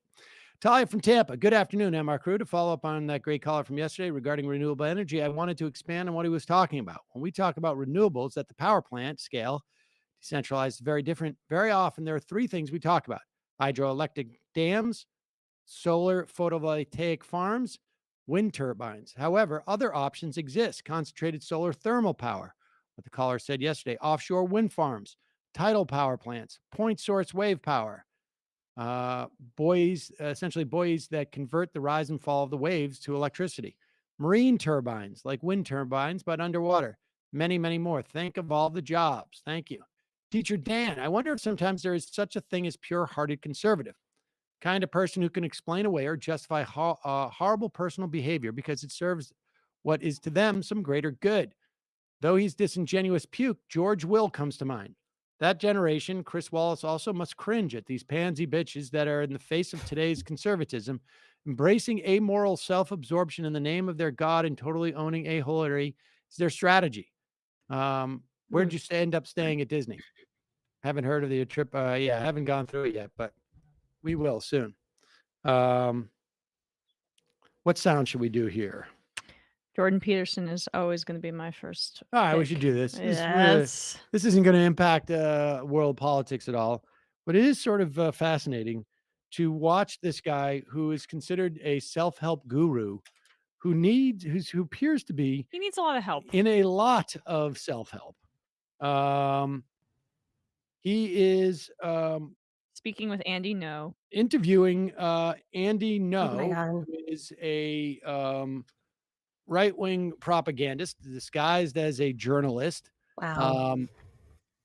You know, I'm not that I have a problem necessarily with propagandists. Just got to own it. But you got to own it. And I he's mean, been known to inspire many right wingers in like vigilante justice type situations against whoever they perceive to be Antifa. A lot of violent right wingers are fans of Andy No. Oh yeah.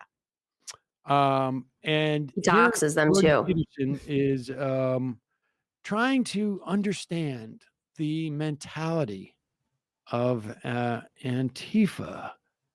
Like, who are these people? Yeah, just to preface this a little bit, No asked for Jordan Peterson's professional psychological take on this, and what he gets in return is something different. Oh, and we should also tell you that any psychologist would be like, oh, well, I can't really actually assess the collective psychology of a bunch of people who are not even a part of an organized group who are, I can tell you, I can characterize it for you guys. Antifa or Antifa, they are against fascists. There you go. Wanted to ask you about based on your knowledge, your background, your clinical experience. What is the psychology of this mob violence? When I see it, like I don't even recognize some of these. They seem animalistic, is what I mean. No, they're worse than animals.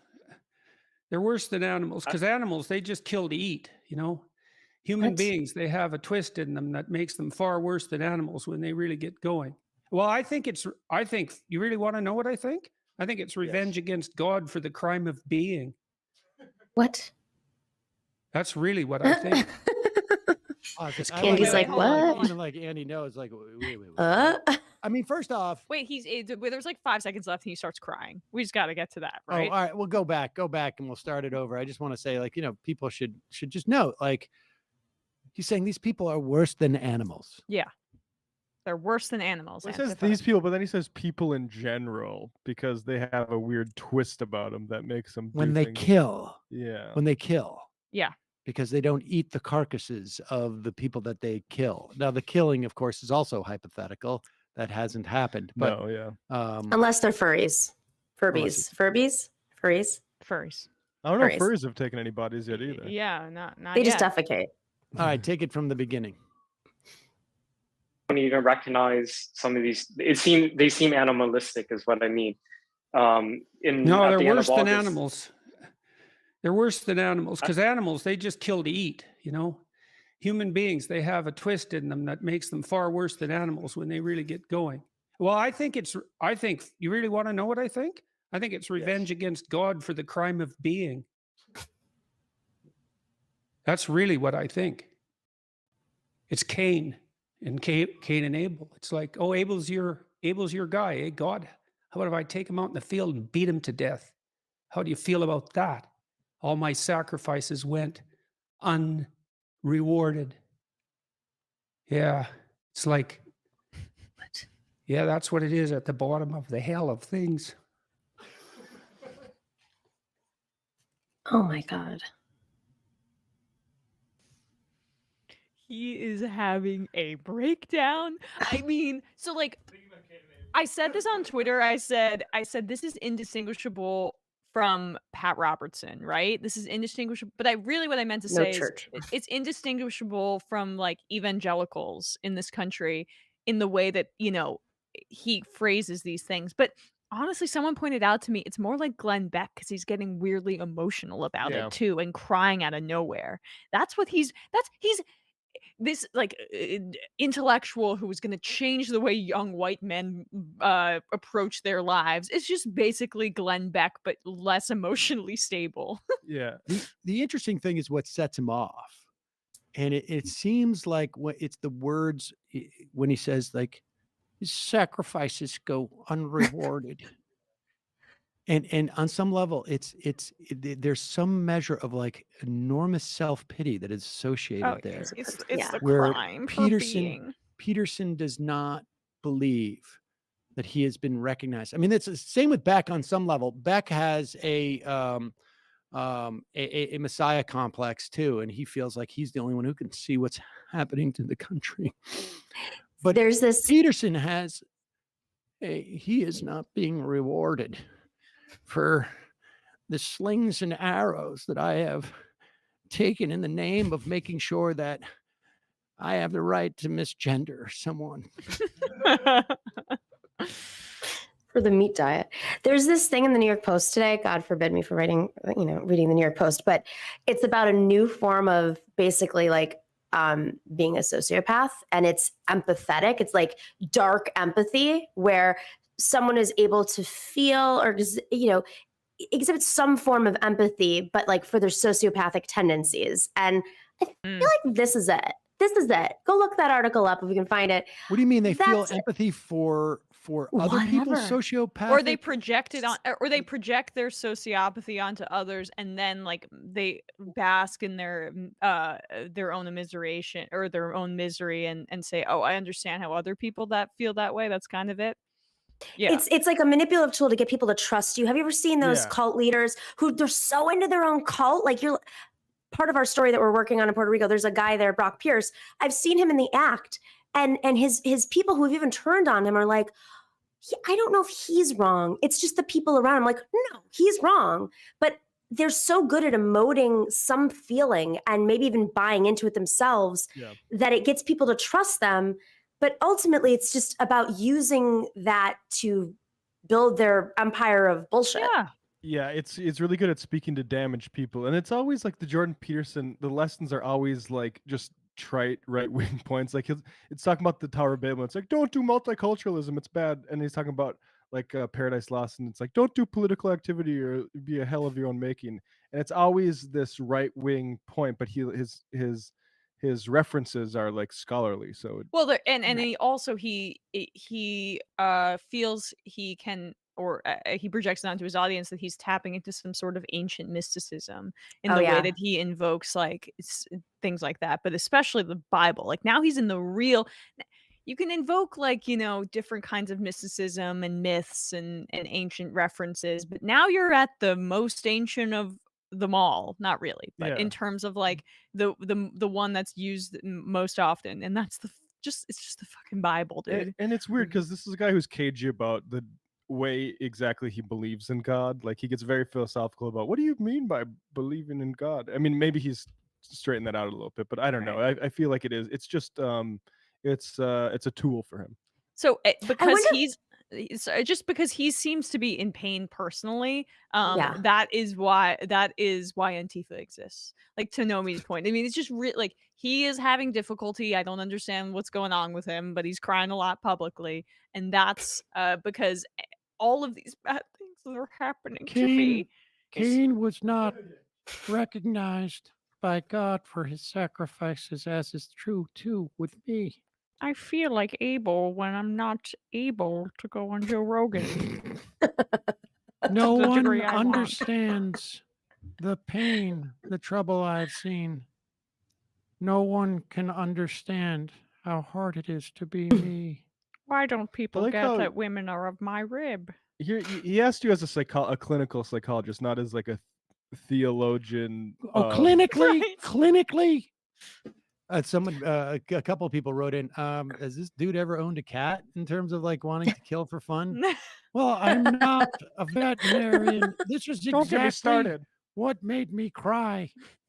The idea that people don't appreciate my ability to clinically assess the psychology of hundreds, if not thousands of people I've never met. And they're mad at God. I can tell from just the look on their faces and the way they wear their pants. Yeah, they're all in black because And that's the devil's but side. the key to understanding not only Antifa or really anyone else is how unappreciated and unrewarded I am. That is the way you gain enlightenment, is to understand how is Jordan being negged or completely dissed in this situation. Why can't life just be a guitar riff? Yeah. And eating lots of meat. There's also this aspect like he suddenly got super religious, and Antifa is of course Soros funded. So I'm curious, like, first off, is the evangelical movement even strong in Canada, and is it even about Canada? I don't know, but No, he's like, transcended to everybody. domestic politics. Yeah, I have traveled with a Jew on my tour, oh but man, was never given the recognition that I deserved for that act. Just one more example of how the Lord has forsaken me. I can't wait till somebody asks him about Dave's family editions, because Dave cited Jordan Peterson in that tour as Jordan Peterson saying, you know, a lot of people don't become a full human until you've had a child. And Dave Rubin's like, oh, I guess I need to have a child then. And so pretty much did you sire the child? That's not what I was in the talking way? about. No, I was not saying no. Oh, you've made a mess of this. No, Matt, Dave. is it Lutheranism or Calvinism where like which this has all left my brain, but in terms of like sects of Christianity that perceive human beings as like impure and constantly repenting for it? Which Christianity I is feel like that? that's Calvinism. I yeah. think that's Calvinism, right? Yeah, Puritan Protestantism. Yeah. Yeah. Doubling down wants to know, is it okay to mock men for crying in public, or is that toxic masculinity? It is okay to mock anybody who is crying because they are talking about how the story of how Cain did not get enough appreciation from the Lord.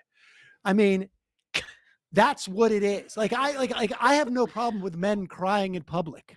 No. I thought that's what we were talking about this, because it was just showing Yeah, weakness. right. You are promoting toxic masculinity because you're saying it's not okay for me to cry in a ball of self-pity as I reflect on the insanity of Antifa. Yeah. It's form and content. I'm assuming the IMer is pissed about my take that who knows of Will Smith performing toxic masculinity. Who knows? Hey, whatever. Get over Which it. seems pretty freaking obvious, but whatever. If you are uncomfortable with that, maybe take a minute. Just take a minute and meditate on yourself just for a second. Atram says, I honestly feel bad for JP. That sadness seems genuine. Anyone who's ever been in a social situation holding back sadness from something outside the situation is someone who is trapped in their own head. I wonder what demons he's fighting with other than the benzos. I think it's different. Yeah, I think it's like he's been conditioned to basically correlate going to that emotional state with raking in lots of attention. Exactly. And I think you can't like separate that incentive from that, even if it is like semi-genuine, because like he feels it deep down. Like that doesn't mean it's sort of true or whatever you want to call it. I have no that. empathy. I will say I know a person like this who like gets themselves so worked up in what they're discussing, where it's really just an extension of like their own narcissism. Emma, I'm and they sitting start to right here. It's not always about you, Sam, okay? It's like you're talking about me like I'm not even here. We need to tell you this is your intervention. Right. Like you little beta bitch. Appreciated. Like the Lord has forsaken me. This is your intervention, Sam. This is it. Yeah. We had to hook you in with Jordan Peterson because we knew that would get you to sit down and be open, but Jordan Peterson is just like quickly becoming into like Laura Loomer at this point. Yes.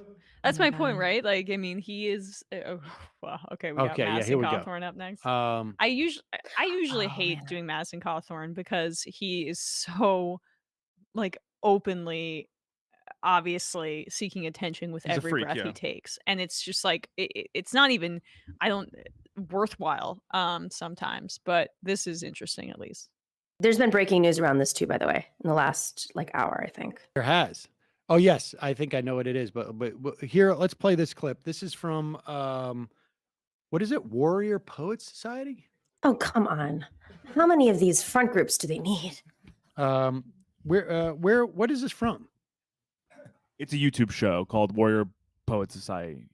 Okay, and all right, let's Warrior Poet. Warrior Poet. That should be. What are they, Che scandal right Guevara?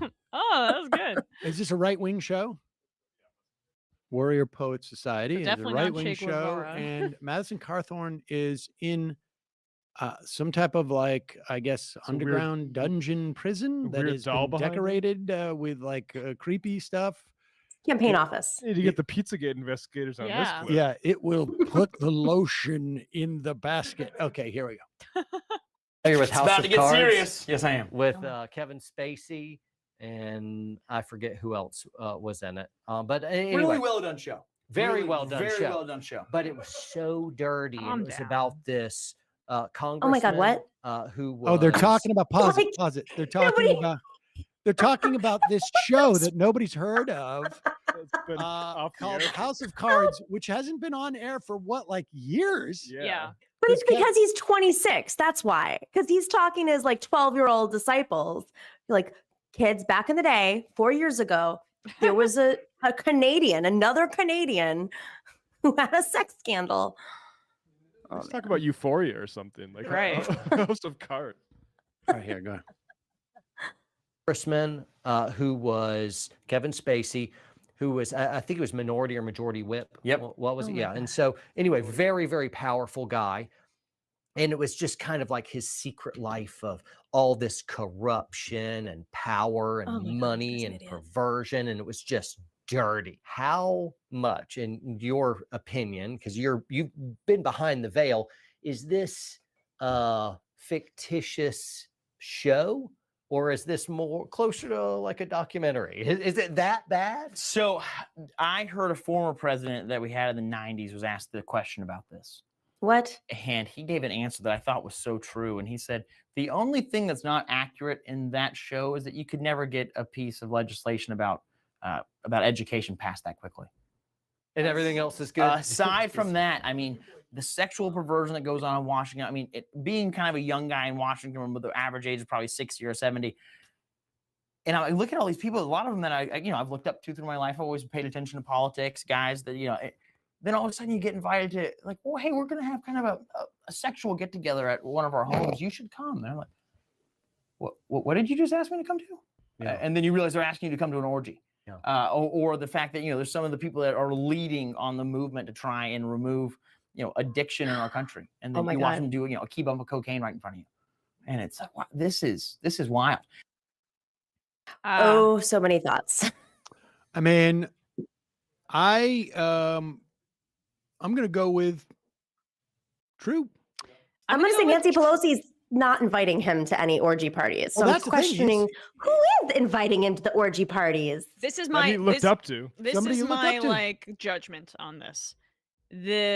He's not being specifically asked, but he knows of people who have been asked because nobody's inviting Madison Cawthorn to their orgy. I don't know if anyone finds him trustworthy.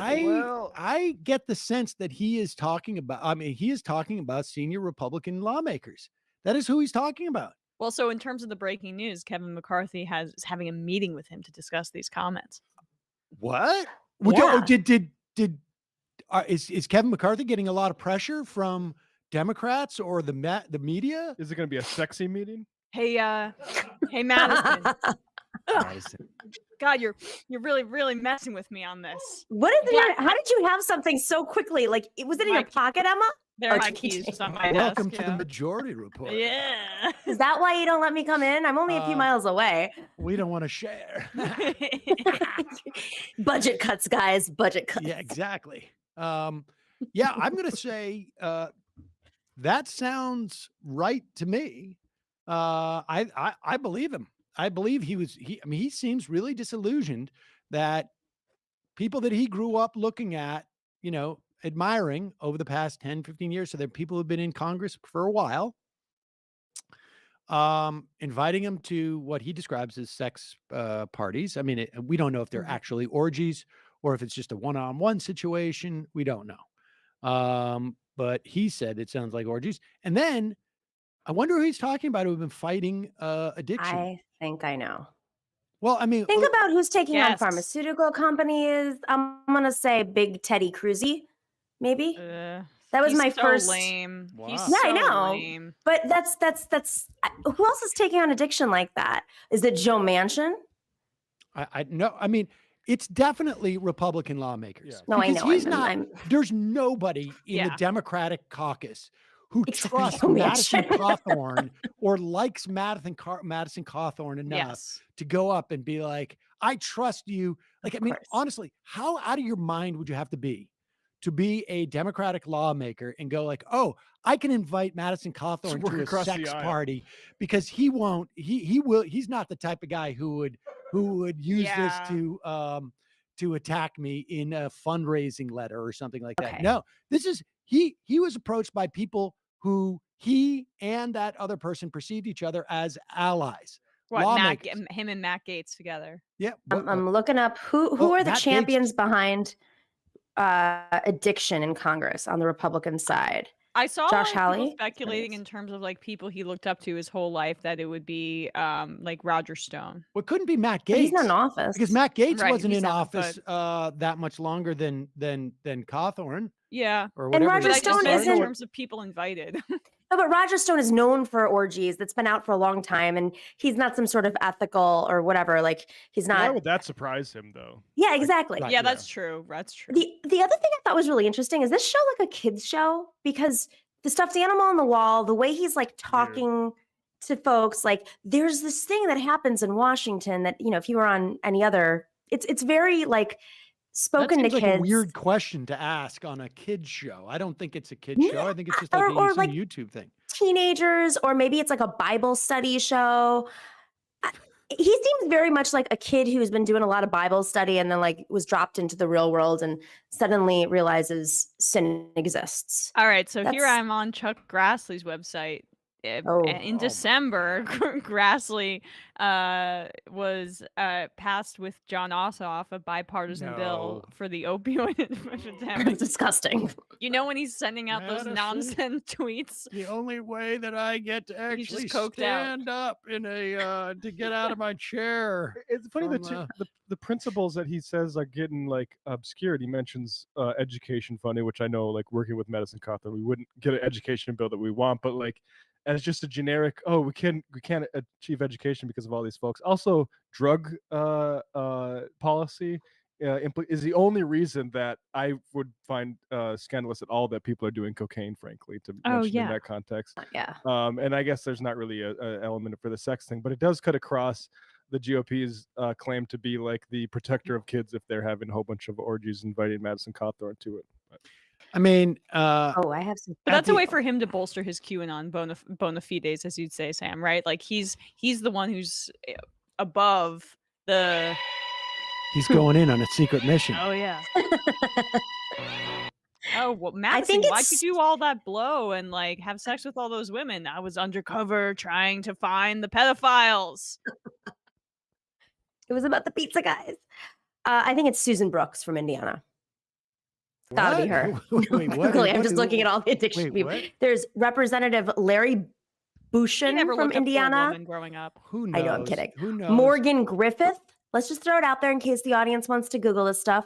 Who else do we have in here? Michael Burgess of And Texas. just to be clear, you're just listing off people who have staked their careers on being anti-drug in the Exactly. House. This is you're not making any claims as to knowledge Yes. as to whether Madison Cawthorn essentially outed these people. Yeah. I mean, again, I guess didn't the even know these biggest people problem- existed. Let's just be clear.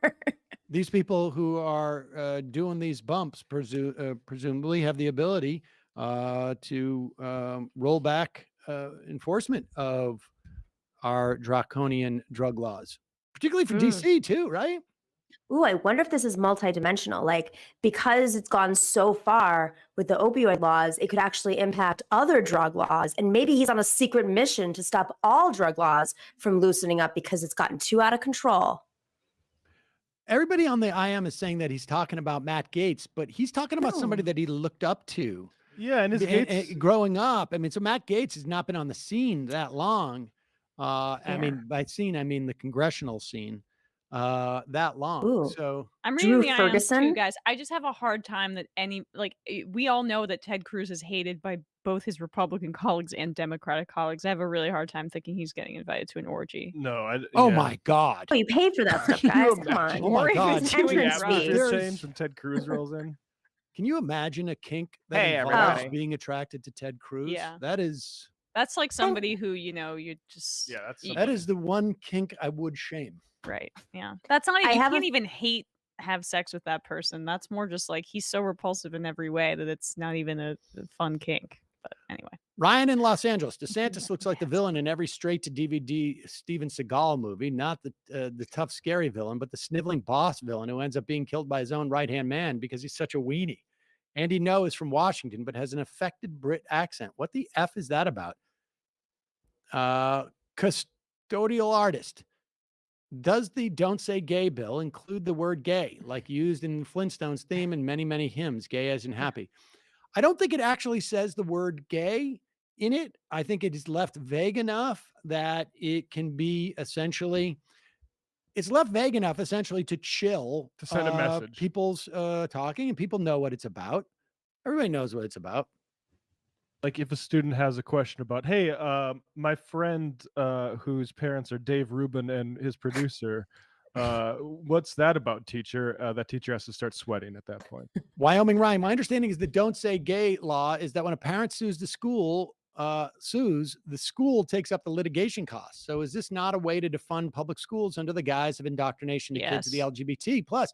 And it probably is like also some way of like basically the schools saying, okay, we're going to fire the teacher so that your lawsuit is dropped.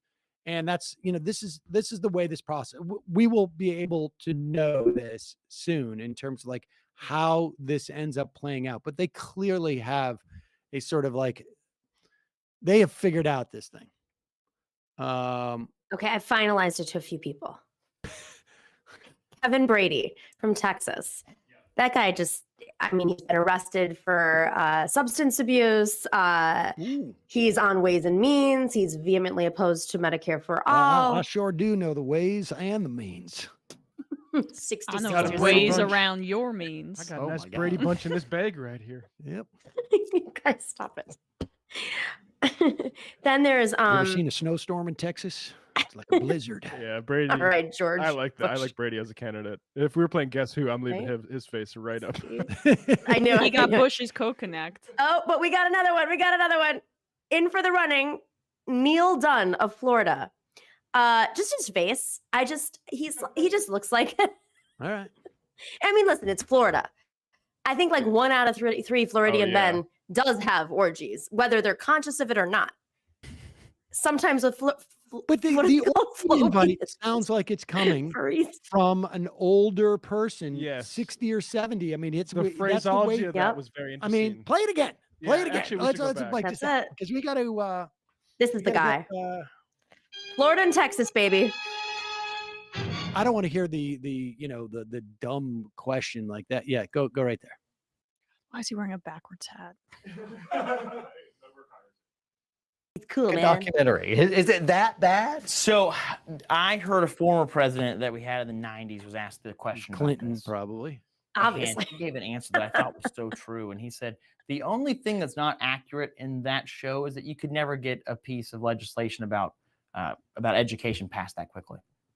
And everything else is good. Aside from that, the sexual perversion that goes on in Washington, being kind of a young guy in Washington, with the average age is probably 60 or 70. And I look at all these people, a lot of them that I've looked up to through my life. I've always paid attention to pause it right politics. there. Okay, so let's just track the way his mind is going. Yeah. He's saying, there's a lot of sexual perversion. Then he moves to being a young guy. A lot of the average age is 60 or 70. So he's now all of a sudden, like he says sexual perversion. He's thinking like, this is weird. What's grossed him out? I'm young and you're That's old. right. And then just go back a little bit. We're just tracking the movement of his, his brain thinking here. Go ahead. Goes I on think in I found the Washington. guy. Being kind of a young guy in Washington, with the average age of probably 60 or 70. And I look at all these people, a lot of them that I've looked up to through my life. I've always paid attention to politics. Through my guys life. that, then all of a sudden you get invited to like, oh, hey, we're going to have kind of a sexual get together at one of our homes. You should come. And I'm like, what did you just ask me to come to? Yeah. And then you realize they're asking you to come to an orgy. Yeah. Or the fact that, there's some of the people that are leading on the movement to try and remove, addiction in our country. And then you watch them do, a key bump of cocaine right in front of you. And it's like, wow, this is wild. So it sounds like he went to those parties and saw somebody do a key bump of cocaine in front of him. Or was even just No, in the scandalized by the offices. invite. Yeah. Which is, I mean, look, that's the thing is like, I watch House of Cards too. Sex parties and cocaine are not the worst things depicted in that. There's also assassination. The murder of was bad. The murder of the journalist. Yeah. The multiple murders, that was a problem. Oh, But- yes. They Wait, murdered can I tell a little story? This is great. When House of Cards was running, I lived in this part of Lower East Side, like really, really, really far by the East River. And like no one was ever around there. Like no one even knew there were apartments there. By the way, secret place to go find apartments in New York City. And one day I was outside and I was like, the that's subway. not near. It's like a mile from the subway. Ugh. I'm like on the corner, it's pouring rain. I'm like really obsessed with House of Cards at this time, like watching it, totally binging it, one of the first binges. And I'm like, oh my God, that's the chief of staff. He's in front of my apartment. And my friend's like, you are effing delusional. You're like seeing the characters, which I totally was, because I kept seeing like Robin Wright and whatever. So I'm in my elevator one day and he's in my elevator. Who is? He lived below me, this chief of staff. And so I had a friend with me who's the campaign manager who goes, yo, I do what you do for a living on the show. And he goes, you murder people for hire. Oh, the chief of staff from What the was show? his name? The Fixer. Oh, The okay. Fixer. Oh, weird. That is weird. So then he's super cool though. And he had he basically put two apartments together downstairs. Okay, I think I have the final. I think it's Kevin Brady or Neil Dunn. Neil Dunn. Okay, Kevin Brady assumed office in 19. Okay, he was in the Texas House of Representatives from 91 to 97. Then in Congress in 97. He's in senior leadership. I can't see him doing cocaine without dying. So I'm assuming that like he might have been part of the Cocaine sex was stuff. different. Yeah. The Other cocaine was- people. Interesting. Exactly. But I think Well- Neil Dunn, who's from Panama City, Florida, let's think about that for a second. Panama. All I want to say is the that cocaine guy, that maybe. it is wrong for Kevin McCarthy to try and silence. Yeah. It is Transparency, Censorship. Kevin. Well, the canceling that's Censorship. going on. This Ugh. is talk about shadow banning. Oh, yeah. Damn. Doubling down. Take Cawthorn serious, not literally. He was trying to point out Republican hypocrisy, not necessarily call anyone out who pushed anti-addiction legislation. I don't know. You never Well, know. yeah, These I mean, people I think don't think- multidimensionally. What do you mean not literally? What am I serious? I don't. about? Yeah, I don't understand. What is that? That is a weird Glass-Steagall. In the past few weeks, Tim Pool has become some of the most extreme anti-trans content on YouTube. He's all in on trans people as Democrats are grooming your kids. And he's very obviously goading his audience into violence. A guest of his last week said young conservatives who want to execute all LGBT people accurately see what's wrong with society, although their solution is an overcorrection. Jesus. What? Yeah. We should maybe start checking that out a little bit. Dr. Jackson Hinkle's son, God. PhD.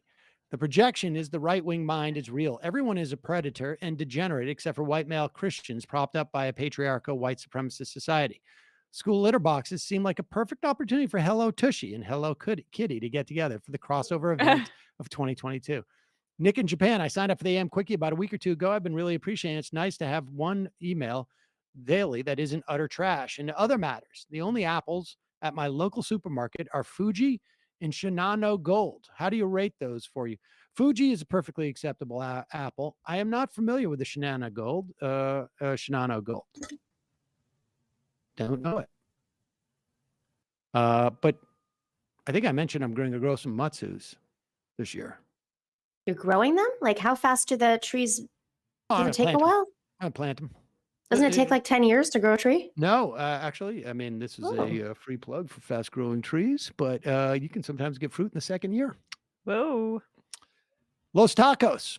Anyone claiming they care about trans women competing against cis women in high school sports is full of it. Until a couple of years ago in Michigan, high school wrestling was co-ed.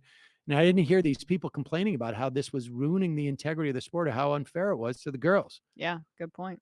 Interesting. I did not know that. I just like to know why it's all the men who have to speak on behalf of the women. Like, if it's so unfair for women, why isn't there like a women's organization or several that are speaking out? Why does it have to be all these white cis men that have to speak on our behalf? Just curious. It is pretty interesting that there aren't actual women or girls athletes at the head of this movement. Oh, it's crazy. You know, they need men to come in and save them. That's why. Union Jack. Sam, as a union advocate in Amazon, I am a big fan, and thanks to what you do quite literally every day, your team has good intentions. But the way you talk about labor unions and strikes is strikingly inadequate compared to the magnitude of the problem. You can do easily feature union leaders and activists in your interviews during the first half. Not sure what happened on your plans of getting Christian Smalls. He's an icon for so many of us. Your guests are more and more away from such issues more recently. I don't think that's true. Look, there's an ebb and flow with this, but yes, we should put him on he should be on the list. Can I make a plug real quick? Sure. We're having Kim Kelly on Wednesday. I forgot to mention that. Kim Kelly is regular on our show. Wednesday's tomorrow. That's not today. Oh, right. Yeah. So it doesn't.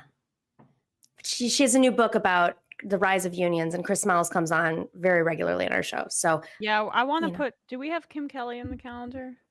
Okay, great. Oh, I don't have it next to me. Fight Like Hell is her book. She's amazing. She's a badass. One difference is Ukraine gets protection if attacked, but NATO forces will not be based there, whereas they could establish bases if they were fully admitted. Okay. Clown Shoe Mike, the more I think about it, the more I suspect the officer's slap was an elaborate ruse to distract us from the fact that AOC won't come on your show. JK, I'm a member now, but I want the stream now. Kid tested, Politburo approved. If you release the whole show, you have to use the release the Kraken meme, perfect for the big live show. Someone else said, I skipped that one. Someone said like, I got the live streaming, but they were saying, but I will be okay with it if other people get it for free if you release it. Lori from South Carolina, I thought it was a given that most GOP senators are doing weird sex shit. There's no doubt. I think they probably are Democrats as well. And I don't even mind. I don't frankly even mind them doing it. What I enjoy is the fact that he let out their secret. He crossed the thin blue line, as it were. And now he's got McCarthy. It's the one time McCarthy's like, I'm going to speak to him. You can't be talking like this. But of course, you know, Marjorie Taylor Greene can go out there and basically threaten the lives of people, say all sorts of bat crap, crazy thing. Would she ever called in for what she said about Ilhan Omar? No. About the strapping the weapons on, but they're going to bring in Madison Cawthorn for saying that there are sex parties? Oh, we don't do that. I can't wait for the Christian Coalition group to come forward and make a comment, because this is definitely against all their beliefs. Pat Robertson's son, you know, all the other mega churches, they should definitely speak out and say, this is not the Republican Party we support and sign up for, and you need to purge these sinners immediately. Rob from Denver. Jordan Peterson. Would it be crazy to unionize season ticket holders and fans to take control of teams?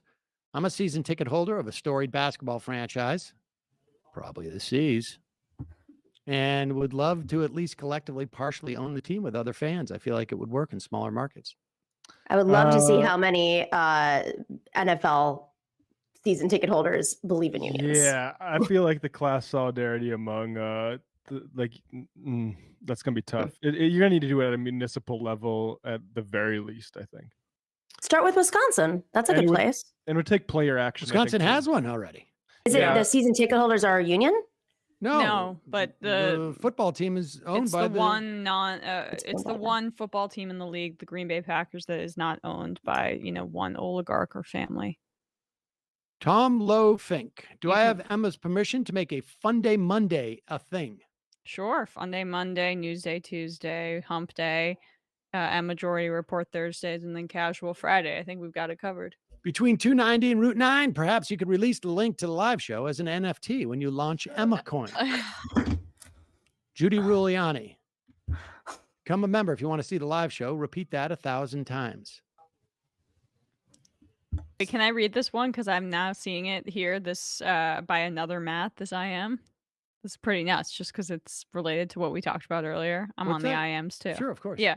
Our secretary, another Matt says, our secretary at work is a Q person. She's been going on about furries for weeks now and telling us that it is happening in schools all across the country. She's convinced. She also put a magnet up to my arm when she heard I got the vaccine to make sure Gates wasn't tracking me. When I met you on Saturday, I introduced myself by saying, "You keep me sane at work." I wasn't lying. Great live show. Jeez. But like, I mean, that's pretty insane. So this That's furry awesome. thing is like actually just going spreading. around. Yeah.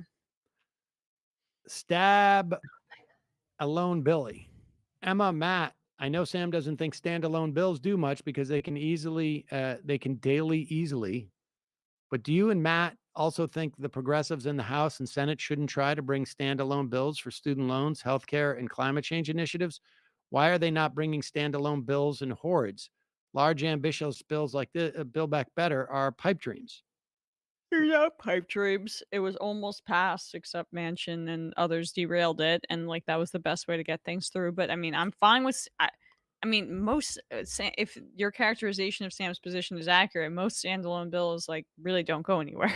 Well, the other problem with a standalone bill is that you only have 50 Yes, votes you have in to the get Senate. past the So filibuster. You need to have it all wrapped into reconciliation in one big spending bill. I mean, at this time, I don't know that maybe that's what I mean, there have been a few standalone bills that have like had success. Well, it's always like recently. The one that comes to mind, I guess, is the one that Trump vetoed that Bernie and others were pushing forward in terms of Saudi Yemen funding.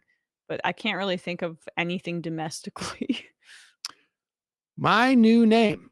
Best live show yet. Hooray for Emma for the Tulsi impersonation. Feldman killed. Gustavo Rivera has a great political future ahead of him. Wish I could remember the book about Philadelphia history Matt described on the receiving line. Tribute to Michael was so funny, and still there wasn't a dry eye in the house. Thanks to y'all. So glad. Stop the meal. After how inept and unprepared Russia showed themselves to be, if anything, we should recognize that we can make huge cuts to military spending. Indeed, I can't figure out exactly like who we're supposed to be. Like, I don't even know what the pretense is. Like, what is the new threat that we need to bump up our spending by 10%? Freaking nuts. Yeah. Economy booming. Sam, when you talk about economy coming roaring back and deficits reducing, I must say you sound like CNBC or CNN guest show. The impact of it, working class, is marginal, and not sure why you continue to drum that about when talking about what Biden has achieved. Also, most of market benefits are driven by market forces and not Biden policies to a large extent. First off, wages have risen for working people, and that's just simply a fact.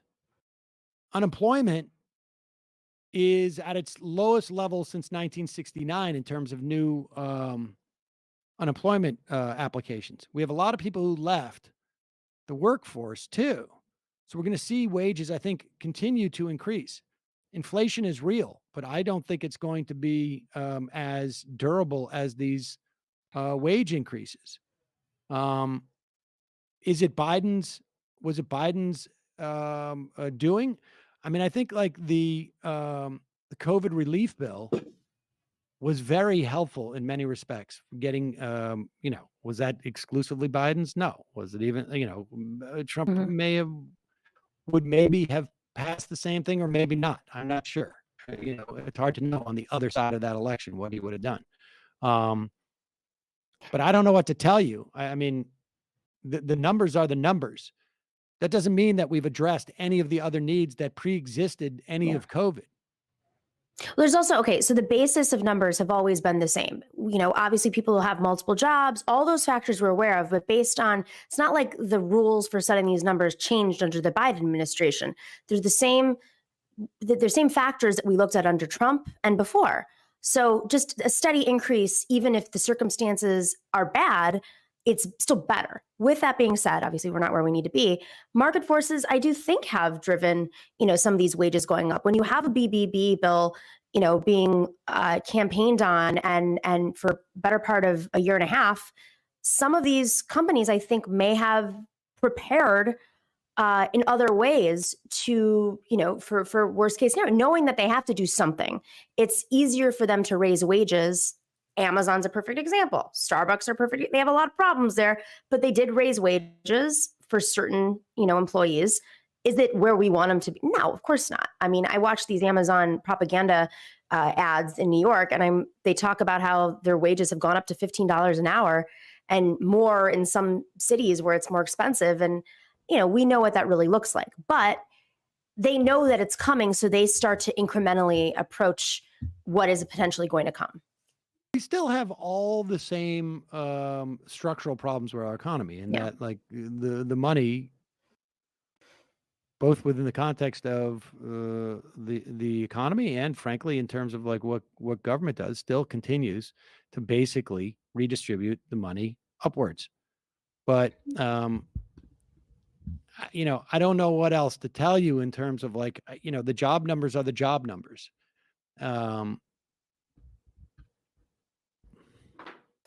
I was on Fox News yesterday. CNBC or CNN, so you would have a better sense of that. I was on Fox News yesterday. Wait, this is important. When I was on Fox yesterday, I started talking about inflation being due to price gouging, just general inflation, not oil. And they immediately were in my ear going, break, break, break. Wrap it up, wrap it up, wrap it up. I have never heard them so aggressively do something. And then the host did the same, knowing how long the segment was going to be. And it wasn't like there was breaking news. So what that symbolizes to me is that they actually don't have messaging to counter that at this point. If their whole thing is inflation, they don't have the counter message. Orange Frappuccino. Would the Fed increasing rates affect the loan on assets tax scam? Maybe. Maybe. I don't know. I don't know. I don't really, to be honest with you, like, I just don't have that much insight into that other than that exists. And I didn't really come to realize that until recently. Don Diego. Hey guys, good show. Thank you. Slapgates. Sam, what about spending so much time discussing about the slapping incident from Oscars? What was that about? Are you not self-aware when discussing such BS issues? That, dude, you know what? Don't watch the show. You're fired. You're fired from the show. Whoever you are, Did you literally express consciousness of that exact dynamic when we were talking about it? And also, you know what? Like, show me another show that is doing. Who did we interview in the first half of that? We did it. We did a 45-minute interview on the monopolies of medicine. And through both from a historical perspective and how it's impacting stuff now. And you're like, here, let me ask you this. Well, this is just some nim nuts who's just trying to get on my goat, but he did it. But the bottom line is, like, honestly, like, go find a better show. Go find a better show. These are the same people who want comedy and politics together. Biden's laptop, if you want, or whatever it is that you think is more important. Every show I listened to, I was listening to like my football show. They talked about it for 20 minutes. Every show was talking about it. Give me a break. That's why we put out 3 hours of content practically every day. Yeah, there's something for you if you wanted. If you wanted something more substantive, you could have listened to the interview. But, I didn't realize, and this is what I love when people IM things in like this about the show. The show is apparently exclusively for your taste. That is. Like, I mean, the narcissism of these complaints sometimes just really bug me, and that's annoying. Not my Hey crew, enjoyed watching the recording of the live stream from the Brooklyn show. What ended up happening with the two misprints from Matthew Film Guy? One went to a listener who was there from, like, I think like LA or Dallas. I can't remember. just so happened to be there in the moment. And the other, we all signed. And I think Matthew Film Guy is going to, auction it on eBay to, I don't know, send his cat to college or something. Also, food Or for child thought. dressed as a Peter cat. Sam can be an alternate personality for your daytime TV woodworking program when you step away from MR. All right, fair enough. Is Kiera des Mejor? Matt, you were supposed to hit the rim shot button after Sam's code pink joke. Does wealth usually get value to put into RICO cases, or am I mistaken? The real Noriega owes me 100 favors. I don't know. Beautiful loser. I agree with Emma. Madison Cawthorn, 100% lying about his experience, but citing rumors he's heard. That could also work. Well, the grain of truth is the way it was phrased as a sexual get together or something like that. Like that does seem like the way that some old couple, like powerful couple, would ask. Yeah. That. Madison Cawthorn, fragile tree. Ted Cruz was kicked out of my orgy for refusing to bring solo cups and handcuffs. Best orgy guest. Wealth sack. Love the new wealth tax bill, but evaluating wealth of individuals and families, which is not assets like house or property, is new territory. It might be a one-time exercise, but we need money and people who will do it with power and authority, so there'll be an expense. Valuations will be challenged by the rich, and we'll need ways to fight them in court. So please don't be naive that it's just easy. There'll be a lot of machinery and planning. Oh, without a doubt. I mean, look, financial regulation is also easy until you try and put it in practice, and then it gets attacked and butchered and whatnot. But I'm saying it's not like when the elfin what's his name? I can't remember. Mick Mulvaney is saying somehow we're going to do this. He's trying to make it like there's no way to compute these things. And of course there is. We can just decide. We can decide how we do the valuation of these things. And Bradley, I'm just running to the restroom. Okay. We can just decide to do it. But yes, I'm not naive. And I don't think it's going to pass either. But so he's saying that it's not taking into account assets. If that's easier. What's that? He's saying it doesn't take into account assets. Who is this IMer? No, the IMer was basically just saying that it's not easy.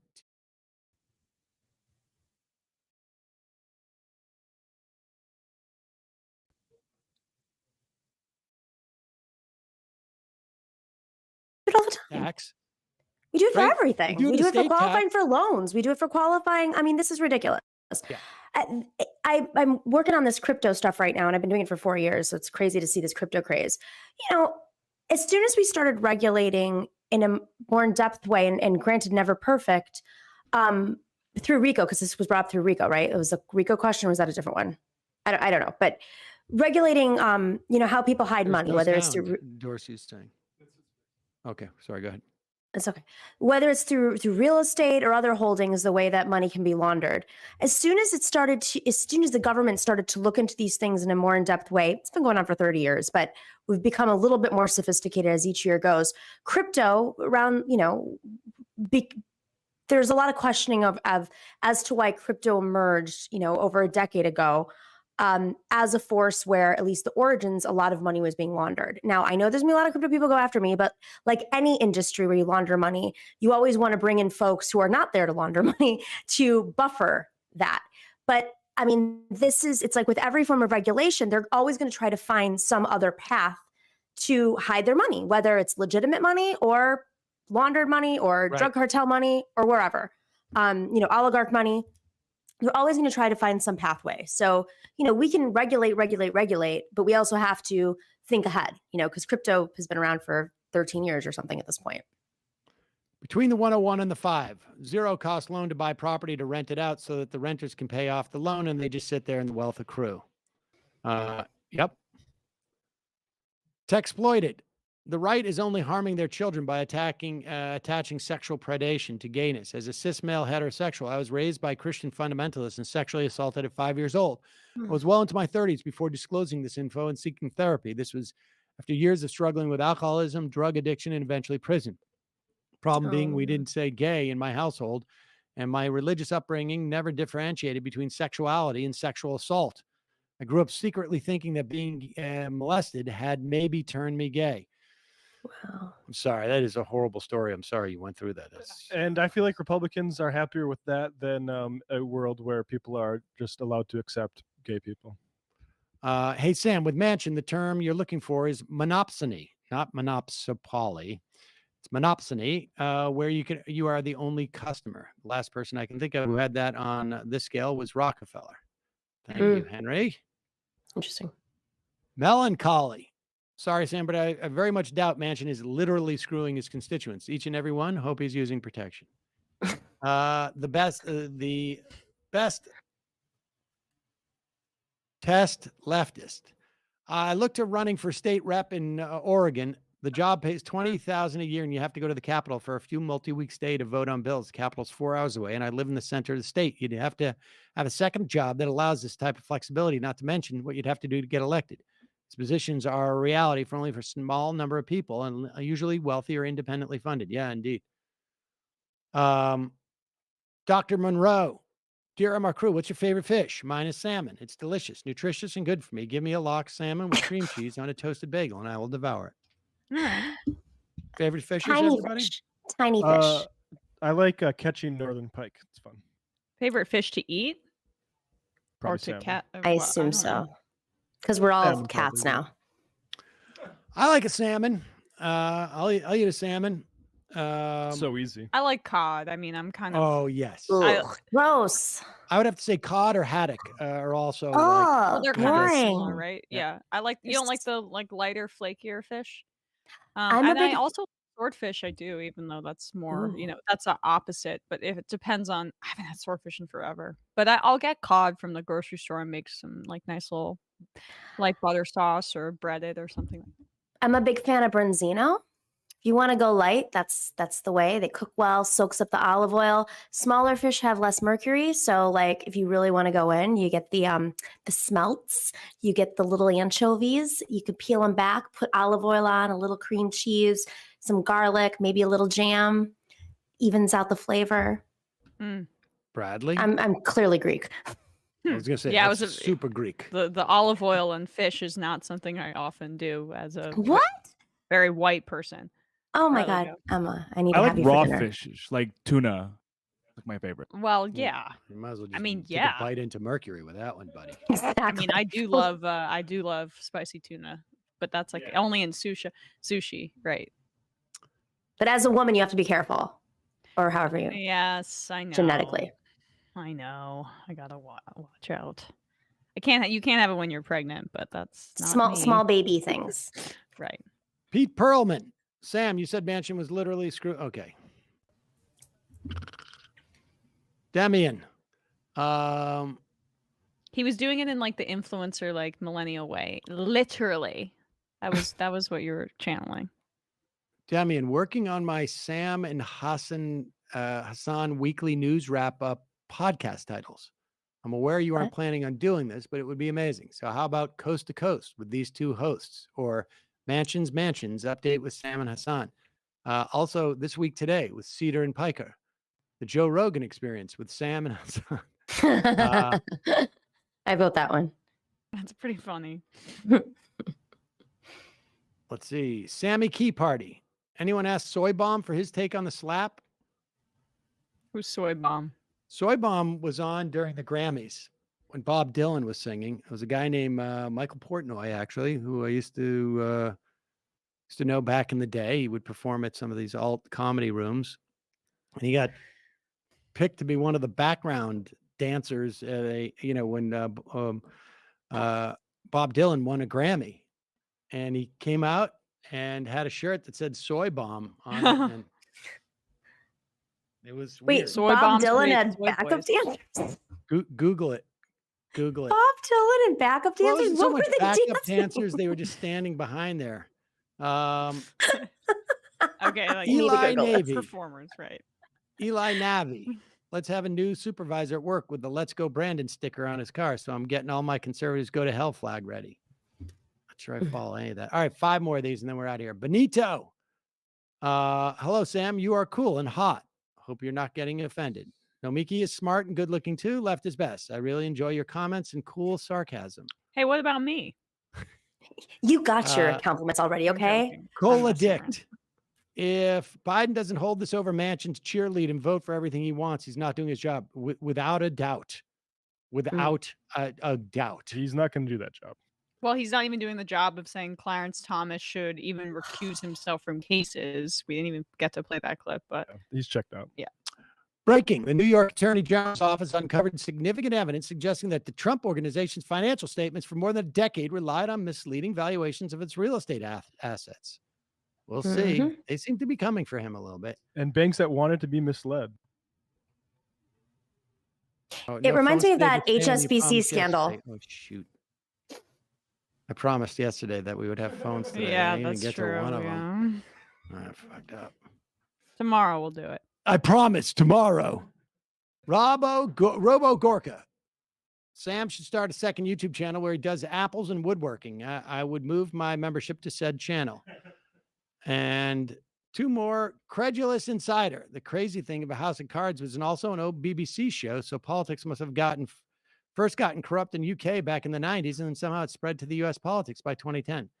And the final I am of the day.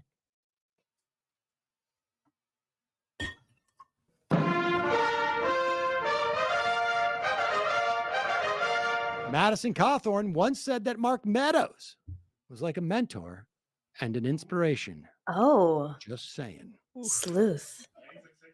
Oh, I Matt? can totally see that. Matt, Bradley, Naomi, Emma, great job today. See you tomorrow. Thanks. It might take all the strength I got to get to where I want, but I know somehow I'm gonna get there. I wasn't looking when I just got caught between the truth and the lie bar. But finding out won't make me feel any better. Yeah, I know the clock is ticking, but the meds are gonna kick in, and my pilot light's shining bright. I get somewhere the choice was made for the option where you don't get paid.